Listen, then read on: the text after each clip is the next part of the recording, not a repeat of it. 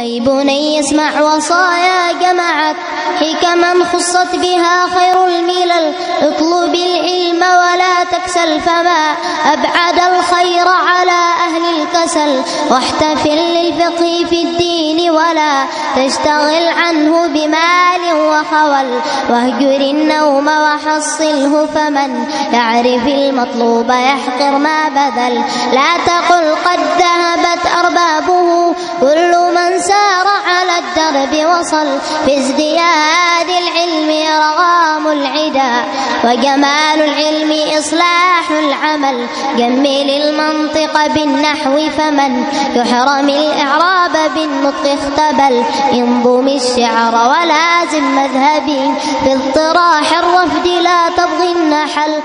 الحمد لله رب العالمين والصلاة والسلام على أشرف الأنبياء والمرسلين محمد بن عبد الله صلوات الله وسلامه عليه. سبحانك لا علم لنا إلا ما علمتنا إنك أنت العليم الحكيم. اللهم علمنا ما ينفعنا وانفعنا بما علمتنا وزدنا علما. اللهم فقهنا في الدين وعلمنا التأويل. اللهم اجعلنا هداة مهتدين. اللهم اهدنا واهد بنا ويسر الهدى لنا. اللهم اجعل ما علمتنا حجة لنا لا علينا. اللهم ارزقنا الإخلاص في القول والعمل. اللهم ارزقنا الإخلاص في القول والعمل. اللهم ارزقنا الإخلاص في القول والعمل. اللهم اغفر لنا ولمشايخنا ولكل من أعاننا في طلب العلم ووالدينا ووالديهم والحاضرين والمسلمين جميعا. أما بعد، آج انشاءاللہ تعالی ہم نے القواعد الفقہیہ کا پہلا سبق پڑھنا ہے. القواعد الفقہیہ. اچھا، سبق شروع کرنے سے پہلے دو چار باتیں آپ سے کرنا چاہتا ہوں. غور سے سماعت فرمائیں اور اس پہ عمل کرنے کی کوشش کریں. اللہ رب العالمین سے دعا ہے کہ اللہ رب العالمین مجھے اور آپ کو ان باتوں پہ عمل کرنے کی توفیق دے. پہلے مجھے اللہ رب العالمین توفیق دے احسن انداز میں بیان کرنے کی، اس کے بعد مجھے اور آپ کو عمل کی توفیق دے. دیکھیں، طالب العلم اور استاد کا آپس میں بہت بڑا گہرا تعلق ہوتا ہے، اور طالب العلم پہ اللہ رب العالمین کا بہت بڑا فضل ہوتا ہے کہ اللہ رب العالمین اسے اچھا استاد دے دیں. اچھے استاد کا مطلب کیا ہے؟ اچھے استاد کا مطلب یہ ہے جو کتاب پڑھائے اس کتاب میں کسی حد تک وہ استاد ماہر ہو. اسی طرح وہ استاد اپنے فن کے ساتھ، اپنی کتاب کے ساتھ، جو کتاب پڑھا رہا ہے، جو فن پڑھا رہا ہے، اس کے ساتھ مخلص ہو. اسی طرح ادارے کے ساتھ، طالب العلم کے ساتھ مخلص ہو، اور اللہ رب العالمین کے ساتھ بھی مخلص ہو. ایسا استاد مل جائے تو یہ بہت بڑی نعمت ہے طالب علم کے لیے. اسی طرح استاد کو اچھے طلبہ مل جائیں. اچھے طلبہ کا مطلب کیا ہے؟ پڑھنے والے طلبہ، محنت کرنے والے طلبہ، یاد کرنے والے طلبہ، یاد کرنے کے بعد عمل کرنے والے، عمل کے بعد دوسروں کو پڑھانے والے، دوسروں تک پہنچانے والے طلبہ مل جائیں تو یہ بہت بڑی نعمت ہے. اور استاد کی نسبت استاد کبھی کبھی اپنی نسبت طلبہ کی طرف کرتا ہے اور اس پہ فخر محسوس کرتا ہے. کچھ طلبہ ایسے ہوتے ہیں استاد یہ کہتے ہوئے فخر محسوس کرتا ہے فلاں میرا شاگرد ہے. مطلب کیا ہے؟ فلاں میرا شاگرد ہے، آپ اس کو دیکھیں کتنا اچھا تیار کیا ہے میں نے اس کو، یہ میرا صدقہ جاریہ ہے. اسی طرح استاد کی طرف نسبت کر کے طالب علم جو ہیں ان کا مقام بلند ہوتا ہے. اچھا، آپ کس سے پڑھے ہیں؟ میں فلاں سے پڑھا ہوں، فلاں سے. اچھا ماشاءاللہ، فلاں سے آپ پڑھیں، فلاں سے پڑھیں، ماشاءاللہ تبارک اللہ. تو استاد بھی اپنا مقام بلند کرتا ہے طلبہ کی وجہ سے. استاد کا مقام بلند ہوتا ہے طلبہ کی وجہ سے، طلبہ کا مقام بلند ہوتا ہے استاد کی وجہ سے. امام مسلم بنے بخاری کی وجہ سے. اگر بخاری نہ ہوتے تو امام مسلم کچھ بھی نہ ہوتے. نیسابور اتنا سا علاقہ ہے، نیسابور کے امام ہوتے بس. محمد ابن یحییٰ الذہلی کے بعد امام مسلم ابن الحجاج نیسابور کے امام ہوتے. لیکن اللہ رب العالمین نے ان کو امام بخاری جیسا استاد دیا. تو مسلم کہاں سے کہاں پہنچے. اسی طرح طلبہ اگر اچھے مل جائیں تو استاد ترقی کرتا ہے. امام شافعی رحمہ اللہ دو علماء کا تذکرہ کر رہے ہیں. ایک ہیں امام مالک ابن انس امام دار الہجرہ، اور دوسرے ہیں امام اللیث ابن سعد المصری. مصر کے امام تھے، بہت بڑے عالم تھے، بہت بڑے امام تھے، اور بہت امیر بھی تھے. اچھا، ایک دن مدینہ منورہ آئے تھے لیث ابن سعد المصری، بہت بڑے بزنس مین تھے اور بڑے عالم تھے. مدینہ منورہ آئے تھے تو امام مالک نے ایک ٹوکری میں کھجور بھیجے ان کے پاس. کسی شاگرد کو پکڑا کہ جاؤ یہ لیث ابن سعد کو دے دو. لیث ابن سعد اپنے شاگردوں کو ساتھ لے کے آئے تھے. تو لیث ابن سعد نے طلبہ کے ساتھ مل کے وہ کھجور کھائے. بعد میں ایک شاگرد کو کہا جاؤ وہ بوریاں جو ہیں اس میں سے اشرفیاں اس میں ڈال کے سونے اور چاندی کے سکے ڈال کے اس کو فل کر کے یہ ٹوکری واپس کر دو. امام مالک نے دیکھا، کہا یہ کیا کر رہے ہیں آپ؟ تو انہوں نے کہا کیوں، کیا مسئلہ اس میں؟ آپ نے مجھے گفٹ دیا، جو آپ کے پاس جو چیز تھی آپ نے مجھے گفٹ کی، میرے پاس جو چیزیں میں آپ کو گفٹ کر رہا ہوں، اس میں کیا مسئلہ ہے؟ آپ کے پاس کھجور ہیں جو ہمارے پاس مصر میں وہ کھجور نہیں ملتے ہیں عجوہ مدینہ منورہ کے، اور ہمارے پاس پیسے ہیں، ہم نے یہ گفٹ کیے، پھر کیا ہوا؟ تو جس طرح لیث ابن سعد نے وہ کھجور اکیلے نہیں کھائے تھے، طلبہ کو کھلائے تھے، اسی طرح امام مالک رحمہ اللہ نے بھی یہ پیسے اپنے شاگردوں پہ تقسیم کیے. کہنے کا مقصد یہ، اتنے بڑے عالم تھے، اتنے بڑے کاروباری اور بزنس مین تھے، ساتھ ساتھ عالم بھی بڑے تھے. آپ اس سے اندازہ لگائیں، امام شافعی رحمہ اللہ کہتے ہیں کہ لیث ابن سعد امام مالک سے بڑے عالم تھے، لیکن لیث ابن سعد کے شاگردوں نے لیث ابن سعد کے علم کی خدمت نہیں کی جس طرح امام مالک کے شاگردوں نے ان کے علم کی خدمت کی. مطلب کیا ہے؟ لیث ابن سعد کو وہ طلبہ نہیں ملے جو امام مالک کو ملے. تو آپ بتائیں، امام مالک ابن انس جو مالک ابن انس بنے، امام دار الہجرہ بنے، وجہ کیا تھی؟ طلبہ تھے، شاگرد. تو شاگرد کی وجہ سے انسان کہاں سے کہاں پہنچ جاتا ہے. عامر بن شراحیل الشعبی یہ عراق میں پڑھاتے تھے. اسی زمانے میں ابراہیم النخعی بھی تھے، وہ بھی پڑھاتے تھے. ابراہیم النخعی کے پاس شاگرد زیادہ تھے، شعبی کے پاس کم تھے. تو وجہ کیا تھی؟ شعبی طبیعت میں تھوڑی سی سختی تھی ان کی، اور ابراہیم النخعی کی طبیعت میں نرمی تھی، اور طلبہ جو ہیں وہ نرمی کو پسند کرتے ہیں. اچھا، اس میں کوئی شک نہیں ہے کہ عامر بن شراحیل بڑے عالم تھے ابراہیم النخعی سے، لیکن ابراہیم النخعی کا علم بعد میں منتشر ہوا، شعبی کا علم اتنا منتشر نہیں ہوا. وجہ کیا ہے؟ صرف اور صرف طلبہ. شعبی خود بھی یہ کہتے تھے. ایک دن ابراہیم کو کہتے ہیں، ابراہیم انا اعلم منک حیا وانت اعلم منی میتا. کہتے ہیں جب تک ہم دونوں زندہ ہیں تو میں بڑا عالم ہوا آپ سے، جب ہم دونوں فوت ہو جائیں، دنیا سے رخصت ہو جائیں، پھر آپ بڑے عالم ہو مجھ سے. اس کا مطلب کیا ہے؟ مطلب یہ ہے جب تک میرا اور آپ کا مقابلہ ہو، مقارنہ ہو، تو اس میں کوئی شک نہیں ہے، کوئی بھی اس میں کوئی شک نہیں کرے گا میں آپ سے بڑا عالم ہوں. لیکن ہمارے فوت ہونے کے بعد میرے اور آپ کے شاگردوں کا مقارنہ ہوگا، پھر آپ کے شاگرد زیادہ ہوں گے، آپ کا علم آگے لے کے جائیں گے، میرے اتنے شاگرد نہیں ہوں گے، تو لہذا آپ بڑے عالم سمجھے جائیں گے. کہنے کا مقصد یہ ہے کہ محنت کریں آپ، کہ آپ کی وجہ سے آپ کے اساتذہ فخر کریں اور ان کا مقام بلند ہو، آپ کی وجہ سے اتنی محنت کریں. تو اللہ رب العالمین سے شروع میں آغاز میں دعا ہے کہ اللہ رب العالمین مجھے ان اساتذہ میں سے بنائے جن کی وجہ سے طلبہ معاشرے میں فخر محسوس کرتے ہیں اور جن کی طرف اپنی نسبت کر کے فخر محسوس کرتے ہیں. اور آپ کو اللہ رب العالمین میرے لیے ایسے طلبہ بنائے جن پہ استاد فخر کرتا ہے، اور جو استاد کے لیے صدقہ جاریہ بنتے ہیں مستقبل میں۔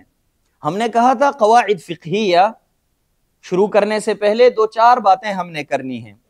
اس میں پہلی بات یہ ہے، علم کی فضیلت کیا ہے؟ ہم گھر سے نکلے ہیں، گھر چھوڑ کے آئے ہیں، یہ سندھی بھائی سندھ سے آئے ہیں، چترال سے آئے ہیں بھائی، کچھ فیصل آباد سے آئے ہیں، مختلف شہروں سے آئے ہیں، ایک بھائی راولپنڈی سے آئے ہیں، مختلف شہروں سے آئے ہیں۔ وجہ کیا ہے؟ علم حاصل کرنے۔ علم حاصل کر کے کیا ملے گا؟ اس کی فضیلت کیا ہے؟ یہ ہمیں یاد ہونا چاہیے، ہمارے دل میں یہ فضیلت ہونی چاہیے، موجود ہونی چاہیے، تاکہ ہمیں پتہ ہو کہ جو میں محنت کر رہا ہوں اس کا مجھے بدلہ ضرور ملے گا، اس کا انعام مجھے ملے گا۔ پہلے نمبر پہ اللہ رب العالمین فرماتے ہیں انما یخشى اللہ من عبادہ العلماء، اللہ رب العالمین سے ڈرنے والے لوگ علماء ہی ہیں۔ انما حصر ہے یہاں پہ، یخشى اللہ من عبادہ العلماء، علماء ہی اللہ رب العالمین سے ڈرنے والے لوگ ہیں۔ سبحان اللہ۔ اگر میں اور آپ علم حاصل کریں، علماء بن جائیں، تو اللہ رب العالمین نے ہمیں اتنا بڑا اعزاز دیا۔ صرف اور صرف کب یہ اعزاز ہمیں ملے گا؟ جب ہم علماء بن جائیں، ہم محنت کریں، ہمیں یہ اعزاز ملے گا۔ اسی طرح نبی صلی اللہ علیہ وسلم فرماتے ہیں فضل العالم علی العابد کفضل القمر لیلۃ البدر علی سائر الکواکب۔ سبحان اللہ، سبحان اللہ۔ آگے فرماتے ہیں وَإِنَّ الْعُلَمَاءَ وَرَثَةُ الْأَنْبِيَاءِ۔ سبحان اللہ، ان العلماء ورثة الانبیاء وان الانبیاء لم يورثوا دینارا ولا درہما وانما ورثوا العلم فمن اخذه اخذ بحظ وافر۔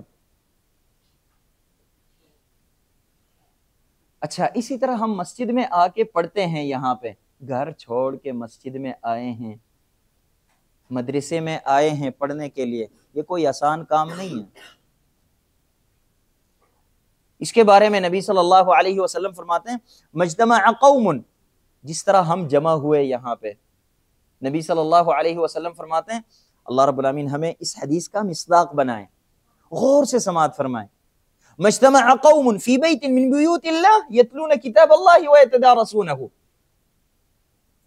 طلبہ، علماء، طلاب العلم، مسلمان اللہ رب العالمین کے گھر میں جمع ہو جائیں، جس طرح ہم جمع ہوئے، قرآن سیکھنا چاہتے ہوں، قرآن کے جو علوم ہیں وہ سیکھنا چاہتے ہوں۔ اللہ رب العالمین 4 انعامات سے نوازتا ہے ان کو۔ پہلے نمبر پہ سب سے پہلے نبی صلی اللہ علیہ وسلم فرماتے ہیں اِلَّا نَزَلَتْ عَلَيْهِمُ السَّكِينَةُ، اللہ رب العالمین کی طرف سے سکینتیں نازل ہوتی ہیں ان پہ۔ سکینت، لوگ دنیا میں پریشانیوں میں مبتلا ہوتے ہیں، طلاب العلم پرسکون زندگی گزار رہے ہوتے ہیں۔ وَغَشِيَتْهُمُ الرَّحْمَةُ، اللہ رب العالمین کی طرف سے رحمات نازل ہوتے ہیں ان پہ۔ وَحَفَّتْهُمُ الْمَلَائِكَةُ، اور فرشتے آ کے ان کو گھیر لیتے ہیں، ان کے آس پاس درمیان میں فرشتے بیٹھتے ہیں، یعنی ہمارے اس مجلس میں فرشتے بھی موجود ہیں۔ سبحان اللہ، ہم کتنے خوش نصیب ہیں۔ دوسری حدیث میں نبی صلی اللہ علیہ وسلم فرماتے ہیں ان للہ ملائکۃ سیاحین یمشون فی الطرقات، اللہ رب العالمین کے کچھ فرشتے ہیں، ان کی ڈیوٹی یہ لگائی ہے اللہ رب العالمین نے کہ راستے میں، روڈ میں، محلے میں، گلیوں میں وہ گشت کرتے ہیں۔ کیا کرتے ہیں؟ یلتمسون حلق الذکر، ذکر کے، قرآن کے، حدیث کے، قرآن اور حدیث کے جو خادم علوم ہیں وہ مجالس ڈھونڈتے ہیں جہاں پہ یہ پڑھے جاتے ہیں۔ جب ان کو مل جائے اکیلے بیٹھ جاتے ہیں وہاں پہ؟ نہیں نہیں نہیں نہیں، دروازے پہ کھڑے ہو کے کیا کرتے ہیں؟ دوسروں کو کہتے ہیں ہلموا الی بغیتکم، ہلموا الی بغیتکم، ہلموا الی بغیتکم۔ اب دوسرے فرشتوں کو بھی کہتے ہیں آ جاؤ آ جاؤ۔ یہاں پہ مسجد سلمان فارسی میں کچھ طلبہ بیٹھے ہوئے ہیں، القواعد الفقہیہ پڑھنا چاہتے ہیں، آ جاؤ ادھر آ جاؤ، ہلموا الی بغیتکم، ہلموا۔ اور آپس میں پھر کہتے ہیں کہ یہاں مختلف شہروں سے طلبہ آئے ہیں، گھر چھوڑ کے آئے ہیں، سندھ سے، چترال سے، فیصل آباد سے، پنڈی سے، وغیرہ وغیرہ جو دوسرے علاقے ہیں، مختلف شہروں سے آئے ہیں، آ جاؤ ادھر۔ فرشتے ایک دوسرے کو کہتے ہیں، پھر ہماری مجلس میں شامل ہوتے ہیں، بیٹھتے ہیں، استفادہ کرتے ہیں۔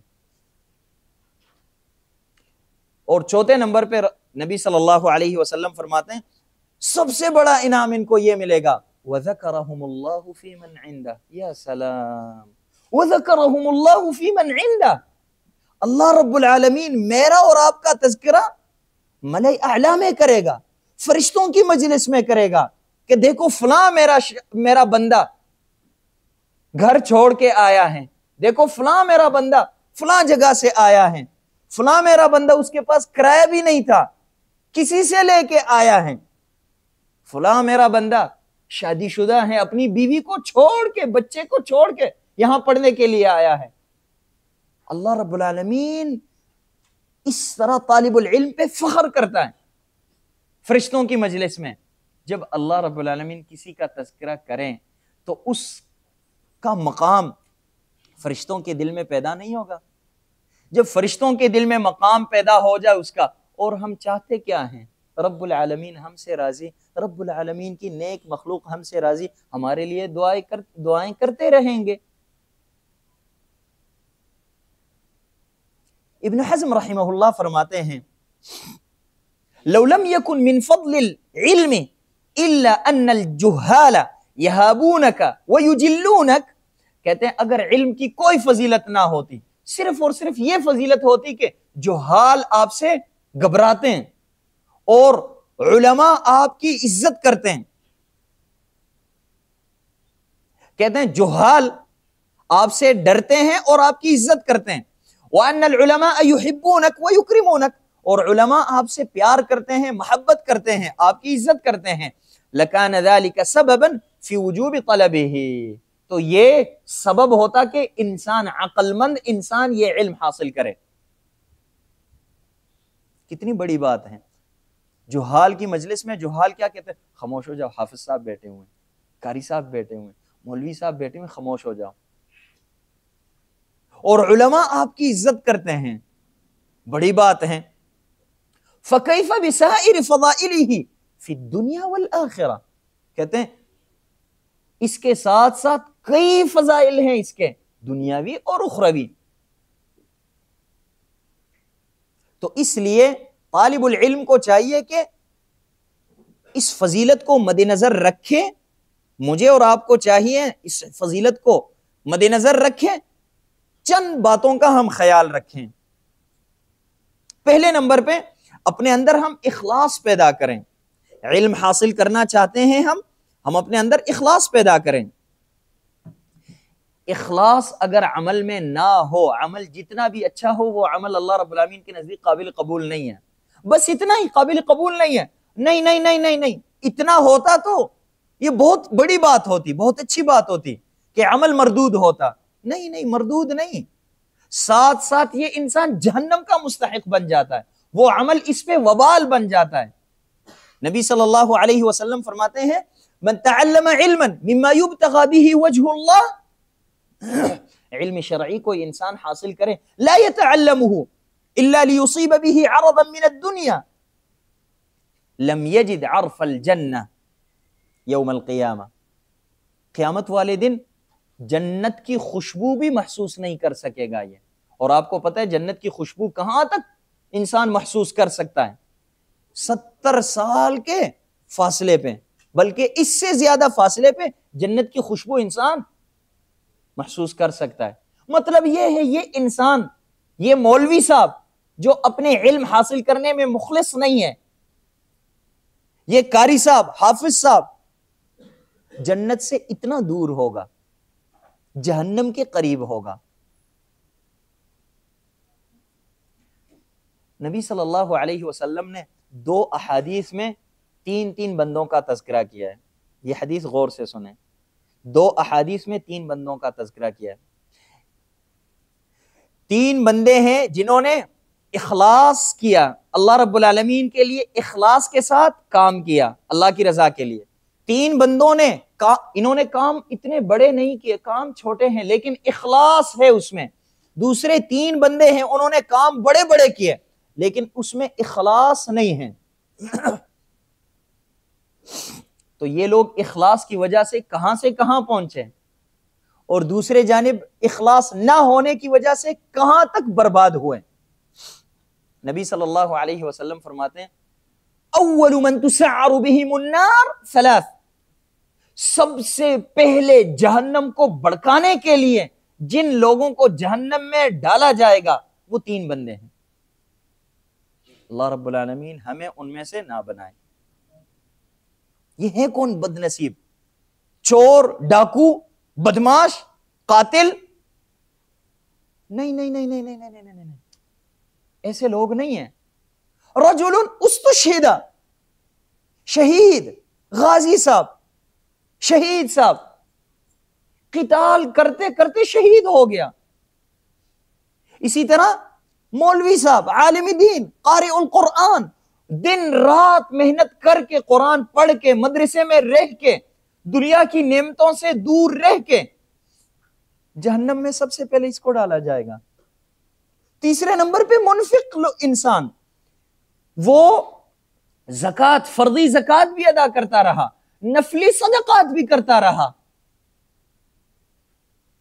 اپنا حلال مال، حرام مال نہیں، حلال مال ویسے ہی کسی کو دیتا رہا، اللہ کی راہ میں خرچ کرتا رہا.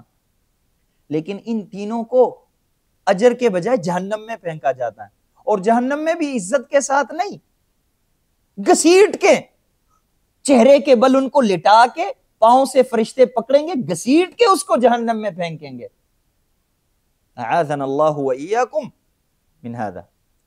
نبی صلی اللہ علیہ وسلم فرماتے ہیں رجل استشہد فأتی بہ فعرفہ نعمہ فعرفہا. اللہ رب العالمین نعمتوں کا تذکرہ کرے گا کہ اے فلاں کے بیٹے، میں نے تجھے صحت دی تھی، میں نے تجھے مال دیا تھا، میں نے تجھے حافظہ دیا تھا، میں نے تجھے ذہین بنایا تھا، کیا کیا تو نے؟ وہ کہے گا یا رب قاتلت فیک حتی استشہدت، یا اللہ میں تیری راہ میں قتال کرتا رہا. مولوی صاحب کہے گا قرأت کتاب اللہ، قرأت فیک القرآن، یا اللہ تیری رضا کے لیے قرآن پڑھتا رہا، میں لوگوں کو قرآن پڑھاتا رہا. لیکن اللہ رب العالمین ان تینوں کو کیا کہے گا؟ کذبت، جھوٹ بول رہے ہو، کذبت ولکنک قاتلت لیقال جری ولکنک قرأت القرآن لیقال قارئ وقد قیل. تم تو یہ چاہتے تھے دنیا میں کہ لوگ میری تعریف کریں، لوگ میرا تذکرہ کریں، میری تعریف کریں، مجلس میں مجھے صدر مجلس بنایا جائے. وہ مل گیا آپ کو. پھر اتنا ہی کافی نہیں نہیں نہیں نہیں، ثم امر به فسحب على وجهه حتى القي في النار. فرشتے اس کو الٹا لٹائیں گے زمین پہ چہرے کے بل، پھر پاؤں سے پکڑ کے گھسیٹ کے اس کو جہنم کی طرف لے کے جائیں گے، احترام کے ساتھ اٹھا کے نہیں. سبحان اللہ. وجہ کیا ہے؟ اخلاص نہیں ہے ان تینوں کے عمل میں. لیکن دوسرے جانب نبی صلی اللہ علیہ وسلم نے 3 لوگوں کا تذکرہ کیا، اعمال اتنے بڑے نہیں کیے انہوں نے. 3 بندے نکلے بنی اسرائیل میں سے، کسی سفر پہ جا رہے تھے، راستے میں اندھیرا ہوا اور بارش شروع ہو گئی، تو انہوں نے کہا چلو اس غار میں ہم رات گزار لیتے ہیں تو صبح چلے جائیں گے. نبی صلی اللہ علیہ وسلم فرماتے ہیں ہاں فانسدت بہم الغار، یہ غار جو ہے یہ بند ہو گیا ان پہ، پتھر اوپر سے نیچے گر گیا اور دروازہ بند ہوا، راستہ بند ہے. صبح انہوں نے دکے شکے لگائے، نہیں کھول سکے. تینوں نے پھر کہا کہ اللہ کی رضا کے لیے جو عمل کیا ہو اس کو ہم پیش کرتے ہیں اللہ کے حضور، شاید اللہ رب العالمین اس مصیبت سے ہمیں نجات دے. تینوں نے اپنے اعمال ذکر کیے. اعمال اتنے بڑے نہیں ہیں لیکن تینوں نے ایک ہی بات کی آخر میں. سبحان اللہ، اس بات پہ آپ غور کریں. تینوں نے کہا اللہم ان کنت فعلت ذالک ابتغاء وجہک، یا اللہ اگر یہ کام میں نے تیری رضا کے لیے کیا ہو، اخلاص کے ساتھ کیا ہو، ففرج عنا ما نحن فیہ، یا اللہ اس مصیبت سے ہمیں نجات دے. اللہ رب العالمین نے ان کو نجات دی. تینوں نے یہ بات کی. اللہم، بات اس الفاظ کتنے پیارے ہیں، کتنے مؤثر ہیں. اللہم ان کنت فعلت ذلك ابتغاء وجهك ففرج عنا ما نحن فيه. اس میں عاجزی بھی ہے، اس میں لاڈ بھی ہیں، اس میں طلب بھی ہیں. سبحان اللہ. یعنی کبھی اکیلے بیٹھ کے کمرے میں اکیلے بیٹھ کے یہ الفاظ ذرا دہرائیں 8-10 مرتبہ اور پھر اپنی کیفیت کو دیکھیں آپ. اللہم ان کنت فعلت ذلك ابتغاء وجهك ففرج عنا ما نحن فيه. عاجزی، محبت، طلب، ان کی ساری سب کچھ ہے اس میں. اللہ رب العالمین نے ان کو مصیبت سے نکال دیا. کہنے کا مقصد کیا ہے؟ اخلاص کی وجہ سے ان کو یہ ملا. تو اگر علم حاصل کرنے میں اور آپ اخلاص کریں ہم، تو ہمیں بھی اللہ رب العالمین ایسے انعامات سے نوازے گا. لیکن اگر اخلاص نہ ہو تو خسر الدنیا والآخرہ ذلک هو الخسران المبین. دنیا میں بھی ذلیل رہیں گے اور آخرت میں تو ہونا ہی ذلیل ہیں. اچھا، دوسرے نمبر پہ طالب العلم کو چاہیے کہ محنت کریں. موقع ملا ہے آپ کو، آپ جوان ہو. جوانی میں جو عمل انسان کر سکتا ہے بڑھاپے میں نہیں کر سکتا. اس لیے قیامت والے دن ہر نعمت کے بارے میں ایک سوال پوچھا جائے گا. نبی صلی اللہ علیہ وسلم فرماتے ہیں لن تزول قدم عبد حتى يسأل عن اربع. دوسری روایت میں عن اربع خصال عن عمره فيما افناه. فلاں کے بیٹے بتاؤ، میں نے 60 70 80 سال کی زندگی تجھے دی تھی، کیا کیا تو نے اس میں، کیا کرتا رہا؟ دوسرے نمبر پہ وعن شبابه فيما ابلا. اچھا یہ بتا، تجھے میں نے جوانی دی تھی، جوانی میں تو نے کیا کیا؟ سبحان اللہ. عن عمره فيما افناه میں جوانی، بڑھاپا، بچپن سب کچھ آ گیا. لیکن جوانی کے بارے میں رب العالمین خاص سوال پوچھ رہا ہے. ہمیں بتانا یہ چاہتا ہے کہ اے انسان، آدم کی اولاد، غور سے سنو یہ بات.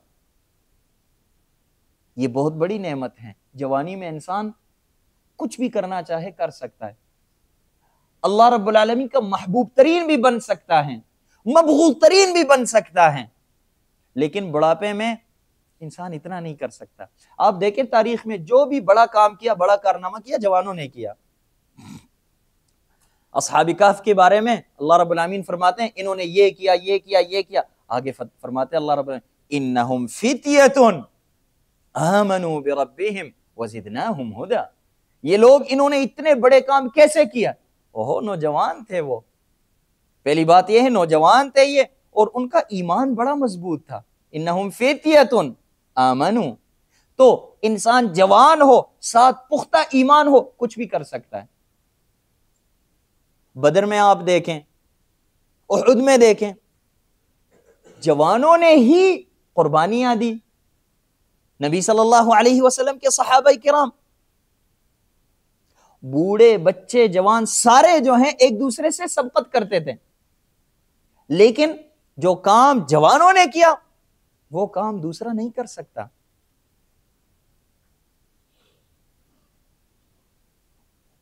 تو اس لیے طالب العلم کو چاہیے کہ وہ محنت کرے، ٹائم ضائع نہ کرے. ابن عباس رضی اللہ عنہ، ابن عم رسول اللہ صلی اللہ علیہ وسلم، بہت بڑے عالم ہیں. ان کو حبر الامہ اور حبر الامہ اور بحر الامہ اور ترجمان القرآن ان کو کہا جاتا ہے. ان سے پوچھا گیا کہ کیف حصلت هذا العلم؟ اتنا علم جو آپ کے پاس ہے یہ کہاں سے آپ کو ملا، کیسے ملا آپ کو؟ انہوں نے بڑی پیاری بات کی، کہا ذللت طالبا فعززت مطلوبا. جب میں پڑھتا تھا تو میں نے صحیح محنت کی. ذللت طالبا، پڑھتے ہوئے میں نے صحیح محنت کی. فعززت مطلوبا، پھر جب میں مطلوب بن گیا، جب میں استاد بنا، شیخ صاحب بنا، شیخ الحدیث بنا، مفتی بنا، تو فعززت مطلوبا، تو میں معزز بناؤں. پھر شروع میں عزت طلب نہ کریں. طالب العلم پڑھ رہا ہے، پڑھائی کے وقت عزت طلب کریں، نہیں نہیں نہیں نہیں نہیں. بعد میں ابو جعفر المنصور امیر المؤمنین، ابو جعفر المنصور یہ خلفاء بنی عباس کے دوسرے خلیفہ ہیں. پہلے خلیفہ ان کے چھوٹے بھائی عبداللہ السفاح ہیں، اور دوسرے خلیفہ یہ ہیں. ابو الخلفاء بھی ان کو کہا جاتا ہے، کیونکہ ان کے بعد آنے والے خلفاء بنی عباس میں آخر تک سب ان کی اولاد ہی خلفاء رہے. ان سے پوچھا گیا کہ دنیا کی ہر نعمت آپ کے پاس ہے، کوئی نعمت ہے جو آپ کو ابھی تک نہیں ملی، جس کی خواہش آپ کے دل میں ہو؟ انہوں نے کہا ہاں ایک نعمت ہے، خواہش ہے میرے دل میں، لیکن مجھے وہ نعمت نہیں ملی. کیا ہے؟ کہا وہ نعمت یہ ہے میں کلاس میں بیٹھ جاؤں، مجلس العلم میں، اور میں پڑھانا شروع کروں، طلبہ مجھ سے پڑھیں، درمیان میں میں طلبہ کو پڑھاؤں کہ حدثنا فلان حدثنا فلان قال اخبرنا فلان قال حدثنا فلان قال انبأنا فلان. اتنے میں ایک طالب علم مجھے کہیں یا شیخ ایش قلت اعد یا شیخ، کہتے میں یہ کلمہ سننا چاہتا ہوں، مجھے کوئی یہ کہے کہ شیخ صاحب یہ بات ذرا دوبارہ دہرائیں، شیخ صاحب آپ نے کیا کہا، میں لکھنا چاہتا ہوں. کہتے میں یہ سننا چاہتا ہوں اور یہ حالت دیکھنا چاہتا ہوں جو مجھے ابھی تک یہ حالت نہیں ملی. سبحان اللہ، یہ بہت بڑی نعمت ہے. آپ کو تب پتہ چلے گا جب آپ اس کرسی پہ بیٹھ جائیں گے، آپ کو تب پتہ چلے گا یہ بہت بڑی نعمت ہے. اور انسان کو بڑی خوشی ہوتی ہے کہ آپ کے الفاظ کوئی لکھے اور یاد کرے. آپ کے الفاظ جو آپ نے بولے وہ طلبہ لکھیں اور یاد کریں، یہ بہت بڑی بات ہے. جو اس کرسی پہ بیٹھ جائے نا اس کو یہ محسوس ہوتا ہے یہ کتنی بڑی نعمت ہے. سلیمان بن عبد الملک امیر المؤمنین، بنو امیہ کے تیسرے امیر المؤمنین ہیں. پہلے امیر المؤمنین بنو امیہ کے عبد الملک ابن مروان، دوسرے امیر المؤمنین عبد الملک کے بیٹے بڑے بیٹے ولید ابن عبد الملک، اور تیسرے خلیفہ سلیمان بن عبد الملک، تیسرے سلیمان بن عبد الملک. سلیمان بن عبد الملک یہ حج کرنے کے لیے آئے ایک مرتبہ. مکہ مکرمہ سے میں لوگوں سے پوچھا کہ یہاں کچھ مسائل میں نے پوچھنے ہیں، سب سے بڑا عالم کون ہے یہاں کا؟ تو کسی نے بتایا کہ عطا ابن ابی رباح ہیں، ان کے پاس جائیں، آپ ان سے پوچھیں. عطا کے پاس یہ جانے لگے. عطا ابن ابی رباح کے پاس جب گئے تو عطا غریب ابن غریب انسان تھے، فقیر، کچھ بھی نہیں تھا ان کے پاس، مالی حالت یہ ہے، اور شکل سے بھی پیارے نہیں تھے، چھوٹے سے، اور یہ سر بھی بالکل ایسے کندھے میں داخل ہوا بالکل ایسے، اور ناک بھی کل باقلات، لوبیا کے دانا جتنا ناک، اتنا سا. کتنا عجیب لگتا ہے انسان، شکل عجیب ہے، لیکن عالم بڑے تھے. جب سلیمان ان کے پاس گئے، سلیمان کے پاس جو ہیں بڑے بڑے عہدیدار لوگ ہیں، جب یہ آئیں تو عطا ابن ابی رباح نے وقار کے ساتھ اپنے ذکر اذکار کو مکمل کر کے ان کی طرف مڑ کے کہا کیا مسئلہ ہے، خیریت ہے، کیسے آئے آپ، کیسے آنا ہوا؟ انہوں نے کہا کچھ سوالات پوچھنے. میں نے کہا اچھا پوچھیں. سوالات پوچھے اور جوابات دیے. پھر کہا کوئی اور سوال؟ انہوں نے کہا نہیں بس یہی تھے. کہا اچھا پھر آپ جا سکتے ہیں. کون کہہ رہا ہے؟ غریب انسان، مولوی صاحب کہہ رہا ہے. کس کو؟ امیر المؤمنین کو. بادشاہ سلامت، آپ جا سکتے ہیں، میں مصروف ہوں. بادشاہ آپ جا سکتے ہیں، میں نے ابھی نمازیں پڑھنی ہے، ذکر اذکار کرنا، میرے پاس طلبہ آئیں گے، ان کو میں پڑھانا چاہتا ہوں، آپ جا سکتے ہیں. فوجیوں کے سامنے جب یہ ان کو کہا گیا، انہوں نے بےعزتی محسوس کی، اس میں یہ کون ہوتا ہے مجھے اس طرح کہنے والا. جب کھڑے ہوئے جانے لگے، دو بیٹے بھی ساتھ تھے، اپنے بیٹوں کو کہنے لگے یا بنیّ لا تنیا فی طلب العلم، علم حاصل کرنے میں کبھی سستی نہ کرو. بادشاہ ہیں، مال کی کوئی کمی نہیں ہے. بیٹے کو کیا کہہ رہے؟ لا تنیا فی طلب العلم. کیوں؟ فإنی لا انسى ذلنا امام هذا العبد الاسود. اس کالے غلام کے سامنے جو ہماری بےزتی ہو گئی نا، یہ میں کبھی نہیں بھول سکتا. لیکن کچھ کہہ نہیں سکتا. کیوں؟ کیونکہ محتاج ہے، اس کا محتاج ہے، کچھ کہہ نہیں سکتا ہے. اس لیے امام شافعی رحمہ اللہ فرماتے ہیں بقدر الکد تکتسب المعالی. یاد کرو یہ، بقدر الکد تکتسب المعالی ومن طلب العلا سہر الليالي ومن رام العلا من غیر کد اضاع العمر في طلب المحال تروم العزة ثم تنام ليلا تروم العزة ثم تنام ليلا يغوص البحر من طلب اللآلی. کہتے ہیں بڑا مقام حاصل کرنا چاہتے ہو، پھر رات کو سوتے بھی ہو، پھر رات کو موبائل بھی چلاتے ہو. بڑا مقام حاصل کرنا چاہتے ہو اور فیس بک پہ اور واٹس ایپ گروپ میں پوسٹ وغیرہ بھی کرتے ہو، اور جتنے گروپ میں جتنے میسج آئے وہ سارے میسج پڑھتے بھی ہو. ایسے تو نہیں ہوتا. کہتے ہیں یغوص البحر من طلب اللآلی، جس انسان کو موتیاں چاہیے ہو، موتی تلاش کرنے کے لیے وہ سمندر میں غوطہ لگاتا ہے، سمندر کی تہ میں جا کے وہاں سے موتیاں لے کے آتے ہیں. اوپر نہیں ہوتا کہ اوپر سے موتیاں مل جائے انسان کو، ایسے نہیں ہوتا. موتیاں حاصل کرنا چاہتے ہو تو سمندر میں غوطے لگاؤ، تب آپ کو یہ موتیاں ملیں گی. امام شافعی رحمہ اللہ کہتے ہیں بقدر الکد تکتسب المعالی ومن طلب العلا سہر الليالي ومن رام العلا من غیر کد اضاع العمر في طلب المحال تروم العز ثم تنام ليلا يغوص البحر من طلب اللآلی. یاد رہے گا. اچھا، اس کے بعد اب ہم علم حاصل کرنا چاہتے ہیں، علم حاصل کرنا چاہتے ہیں ہم. اب علم ہے کیا؟ علم ہے کیا؟ علم کی تعریف علماء نے مختلف کی ہیں، مختلف تعریفیں، لیکن ایک تعریف مجھے بہت ہی پسند آئی، میں نے بھی وہی تعریف یاد کی ہے. آپ کو بھی یہ کہتا ہوں آپ بھی یہ تعریف یاد کریں، اور مستقبل میں کل اپنے شاگردوں کو بھی یہی تعریف سکھائیں، پڑھائیں، اور سن کے آپ کو بھی مزہ آئے گا کہ واہ واہ تعریف یہی ہونی چاہیے. سبحان اللہ. سب سننا چاہتے ہیں یہ تعریف ہے کیا؟ یہ تعریف اس کے قائل کون ہے پھر بعد میں بتاتا ہوں. کہتے ہیں العلم، علم کیا ہے؟ لکھو یہ العلم،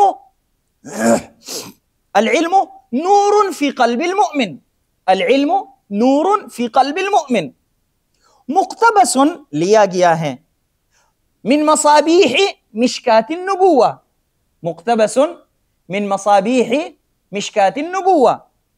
العلم نور فی قلب المؤمن مقتبس من مصابیح مشکات النبوہ. آگے کہتے ہیں من الاقوال المحمدیت والافعال الاحمدیت والاحوال المحمودیت، من الاقوال المحمدیت والافعال الاحمدیت والاحوال المحمودیت یہتدى به الى اللہ وصفاته وافعاله واحکامه، یہتدى به الى اللہ وصفاته وافعاله واحکامه. آگے کہتے ہیں فإن حصل بواسطة البشر فهو كسبي، فإن حصل بواسطة البشر فهو كسبي. آگے کہتے ہیں وإلا فهو العلم اللدني، وإلا فهو العلم اللدني المنقسم إلى الوحي والإلهام والفراسة. صحیح بات بتائیں، یہ تعریف پیاری ہے یا نہیں؟ یاد کرنے والی تعریف ہے یا نہیں؟ ایک مرتبہ پھر سن لیں. کہتے ہیں العلم نور فی قلب المؤمن مقتبس من مصابیح مشکات النبوہ من الاقوال المحمدیت والافعال الاحمدیت والاحوال المحمودیت یہتدى به الى اللہ وصفاته وافعاله فإن حصل بواسطة البشر فهو كسبي وإلا فهو العلم اللدني المنقسم الى الوحی والالہام والفراسہ. اچھا، یہ تعریف کی کس نے ہے؟ ملا علی قاری رحمہ اللہ نے مشکات کی شرح مرقات میں باب کتاب العلم کے شروع میں یہ تعریف ذکر کیے ہیں. ملا علی قاری رحمہ اللہ نے مشکات کی شرح کتاب العلم کے شروع میں یہ تعریف ذکر کیے ہیں. آپ وہاں سے بھی لے سکتے ہیں. صحیح ہے, مشکات میں یہ تعریف آپ کو ملے گی. اور یہ جو حاشیہ تیار ہو رہا ہے انشاءاللہ اس میں بھی کتاب العلم کے شروع میں یہ تعریف آپ کو ملے گی انشاءاللہ تعالی. آپ اس سے بھی وہاں سے بھی لے سکتے ہیں. اچھا, ابن القیم رحمہ اللہ فرماتے ہیں نونیہ میں والجہل داء ہالک وشفاؤہ, والجہل داء ہالک یا قاتل, والجہل داء قاتل وشفاؤہ امران فی الترکیب متفقان, امران فی الترکیب متفقان, نص من القرآن او من سنت, نص من القرآن او من سنت, وطبیب ذاک العالم الربانی. کہتے جہل جو ہے ایک بیماری ہے, جہل ایک بیماری ہے. اس کا علاج کیا ہے؟ کہتے اس کا علاج جو ہے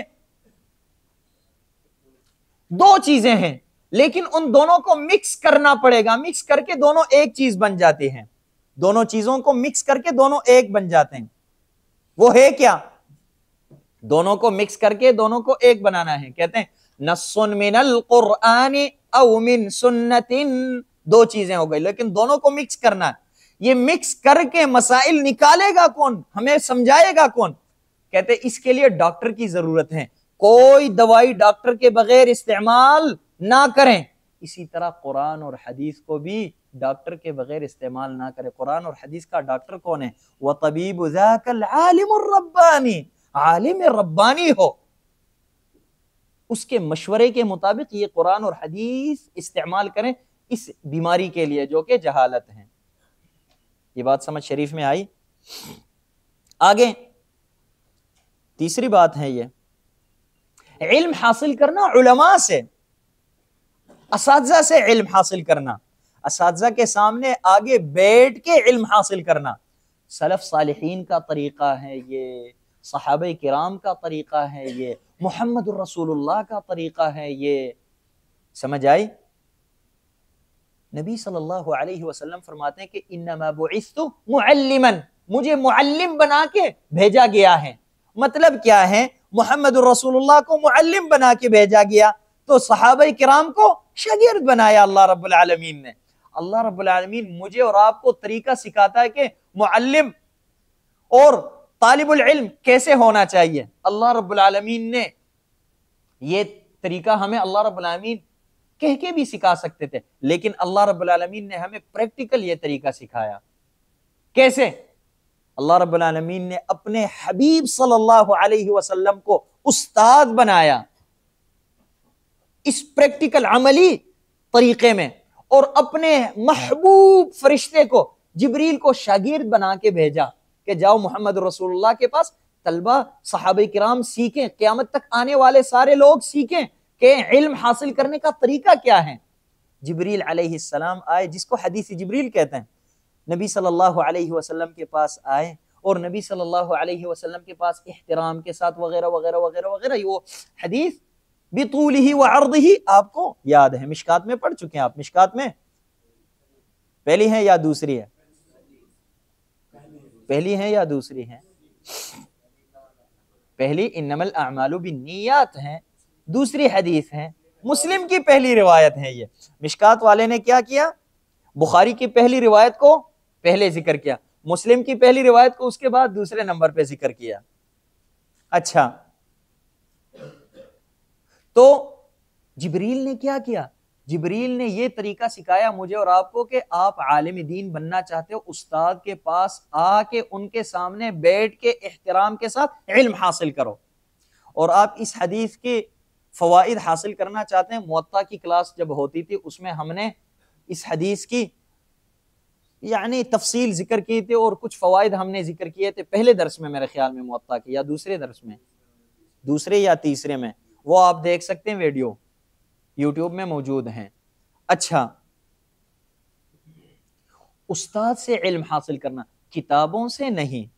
کتابوں سے اگر کوئی انسان علم حاصل کرے تو وہ انسان خطأہ اکثر من صوابہ، خطأہ اکثر من صوابہ، حق تک نہیں پہنچ سکتا۔ ایک حکیم ہے، ان کا نام ہے توما الحکیم، توما الحکیم، توما الحکیم۔ ان کے بارے میں غالباً ابو حیان ہیں، کہتے ہیں کہ یظن الغمر ان الکتب تہدی، یظن الغمر ان الکتب تہدی، لکھو یہ، یظن الغمر ان الکتب تہدی اخا فہم لادراک العلوم، اخا فہم لادراک العلوم وما يدري الجهول بان فيها۔ کہتے ہیں بعض لوگ ہوتے ہیں نا، کہتے ہیں بس کتاب میرے پاس ہے، وہ کتاب پڑھ لوں گا، اردو کی کتاب ہے، یہ زبر زیر بھی لگے ہوئے ہیں جو عربی کے الفاظ ہیں، پڑھ سکتا ہوں الحمدللہ، کوئی ضرورت نہیں ہے، اور قرآن اور حدیث سے سیدھا سیدھا استدلال استنباط کروں گا اور بات ختم ہوئی۔ ماشاءاللہ، اتنا آسان ہے، اتنا آسان کام۔ تو محمد رسول اللہ نے، اللہ رب العالمین نے پھر اپنے نبی کو کیوں بھیجا، جبریل کو کیوں بھیجا؟ اتنا آسان کام ہے بھائی، اتنا آسان نہیں ہے۔ وما يدري الجهول بأن فيها غوامض حيرت عقل الفهيم، غوامض حيرت عقل الفهيم إذا رمت العلوم بغير شيخ، إذا رمت العلوم بغير شيخ، اگر استاد کے بغیر آپ علم حاصل کرنا چاہیں تو ضللت عن الصراط المستقيم، ضللت عن الصراط المستقيم وتلتبس العلوم عليك حتى تصير اضل من تما الحکیم، تما الحکیم سے بھی زیادہ گمراہ ہو گئے۔ تما کون تھا؟ اس کے باپ بڑے حکیم تھے، تما کے بڑے حکیم تھے۔ یہ تب والد اس کو کہتے تھے پتر آؤ پڑھو، پڑھتا نہیں تھا۔ ایسے ہی ہوتا، علماء کے مولویوں کے بیٹے بھی پڑھتے نہیں ہیں، جب باپ فوت ہو جائے پھر مدرسے کا مدیر بن جاتا ہے، پھر جاہل مرکب ہی ہوتا ہے۔ آپ لوگ بھی اگر علم کے استاد کے بغیر علم حاصل کرنا چاہیں تو مشہور تو کافی ہوں گے، وائرل ہوں گے، لیکن علم نہیں ہوگا۔ کہتے ہیں ایک شخص مطالعہ کر کے عالم بنا تھا، مولوی بنا تھا، تو وہ ایک دن حدیث پڑھنے لگا، يحمل هذا الدين من كل خلف عدو له، کیا کہتا ہے؟ يحمل هذا الدين من كل خلف عدولہ ہے، یہ عدولہ، یہ کیا پڑھ رہا ہے؟ عدو لہ، استاد کے بغیر پڑھ رہا ہے نا، اس لیے۔ اور یہ مشہور واقعہ تو آپ سن چکے ہیں، کئی مرتبہ میں آپ کو بتا چکا ہوں کہ ایک شخص صابونی رحمہ اللہ کہتے ہیں کہ میرے پاس آئے، مجھے کہتے ہیں کہ بخاری میں ساری روایات صحیح ہیں۔ میں نے کہا ہاں، کیا مسئلہ ہے؟ کہتے ہیں اعوذ باللہ، بخاری میں کچھ ایسے روایات ہیں کہ انسان ذکر نہیں کر سکتا، بیان نہیں کر سکتا۔ میں نے کہا یا اللہ خیر، کیا مسئلہ ہے؟ سناؤ، واقعہ ہے، وہ احادیث ہیں کیا، روایات؟ کہتے ہیں مجھے کہنے لگا کہ دیکھو یہ بخاری لے کے آئے، یہ دیکھو نبی صلی اللہ علیہ وسلم، یہاں پہ کہتے ہیں اُتِیَ بِرَضِیعٍ إِلَى النَّبِیِّ صلی اللہ علیہ وسلم، ایک بچہ نبی صلی اللہ علیہ وسلم کے پاس لایا گیا، فَوَضَعُهُ فِي حَجْرِهِ، نبی صلی اللہ علیہ وسلم نے اس کو اپنے گود میں بٹھایا، فَحَنَّكَهُ، نبی صلی اللہ علیہ وسلم نے تحنیک کیا، فَبَالَ عَلَيْهِ، پھر نبی صلی اللہ علیہ وسلم نے اس بچے پہ پیشاب بھی کیا۔ اعوذ باللہ، لا حول ولا قوۃ الا باللہ۔ کہا اس حدیث کو بھی آپ مانیں گے؟ رسول اللہ نے اس بچے پہ پیشاب کیا، آپ یہ بھی مانیں گے؟ کہتا ہے میں نے کہا وہ جاہل مرکب، یہاں پہ ضمیر جو ہیں اس بچے کے طرف راجع ہیں، اور وہاں پہ فحنکہ میں ضمیر رسول اللہ کی طرف راجع ہیں، فوضعہ فی حجرہ میں ضمیر نبی صلی اللہ علیہ وسلم کی طرف، یہاں فبالہ میں جو ضمیر ہے یہ بچے کی طرف، بچے نے پیشاب کیا۔ سمجھ آئی؟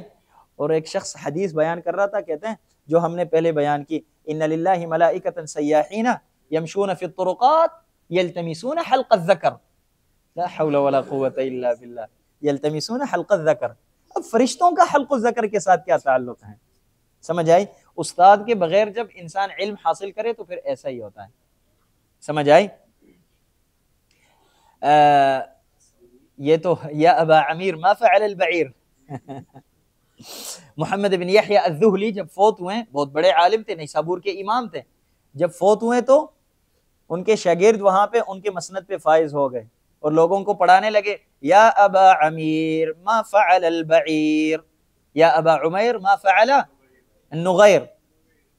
تو اس وقت نقطے نہیں تھے، نقطے تو بعد میں ایجاد ہوئے، تو کیا پڑھنے لگا؟ یا ابا عمیر ما فعل البعیر، ویسے وزن صحیح بننا. اچھا، اسی طرح تیسرے نمبر پہ طالب العلم کو چاہیے کہ اپنے علم پہ، اپنے حاصل کردہ علم پہ عمل کریں.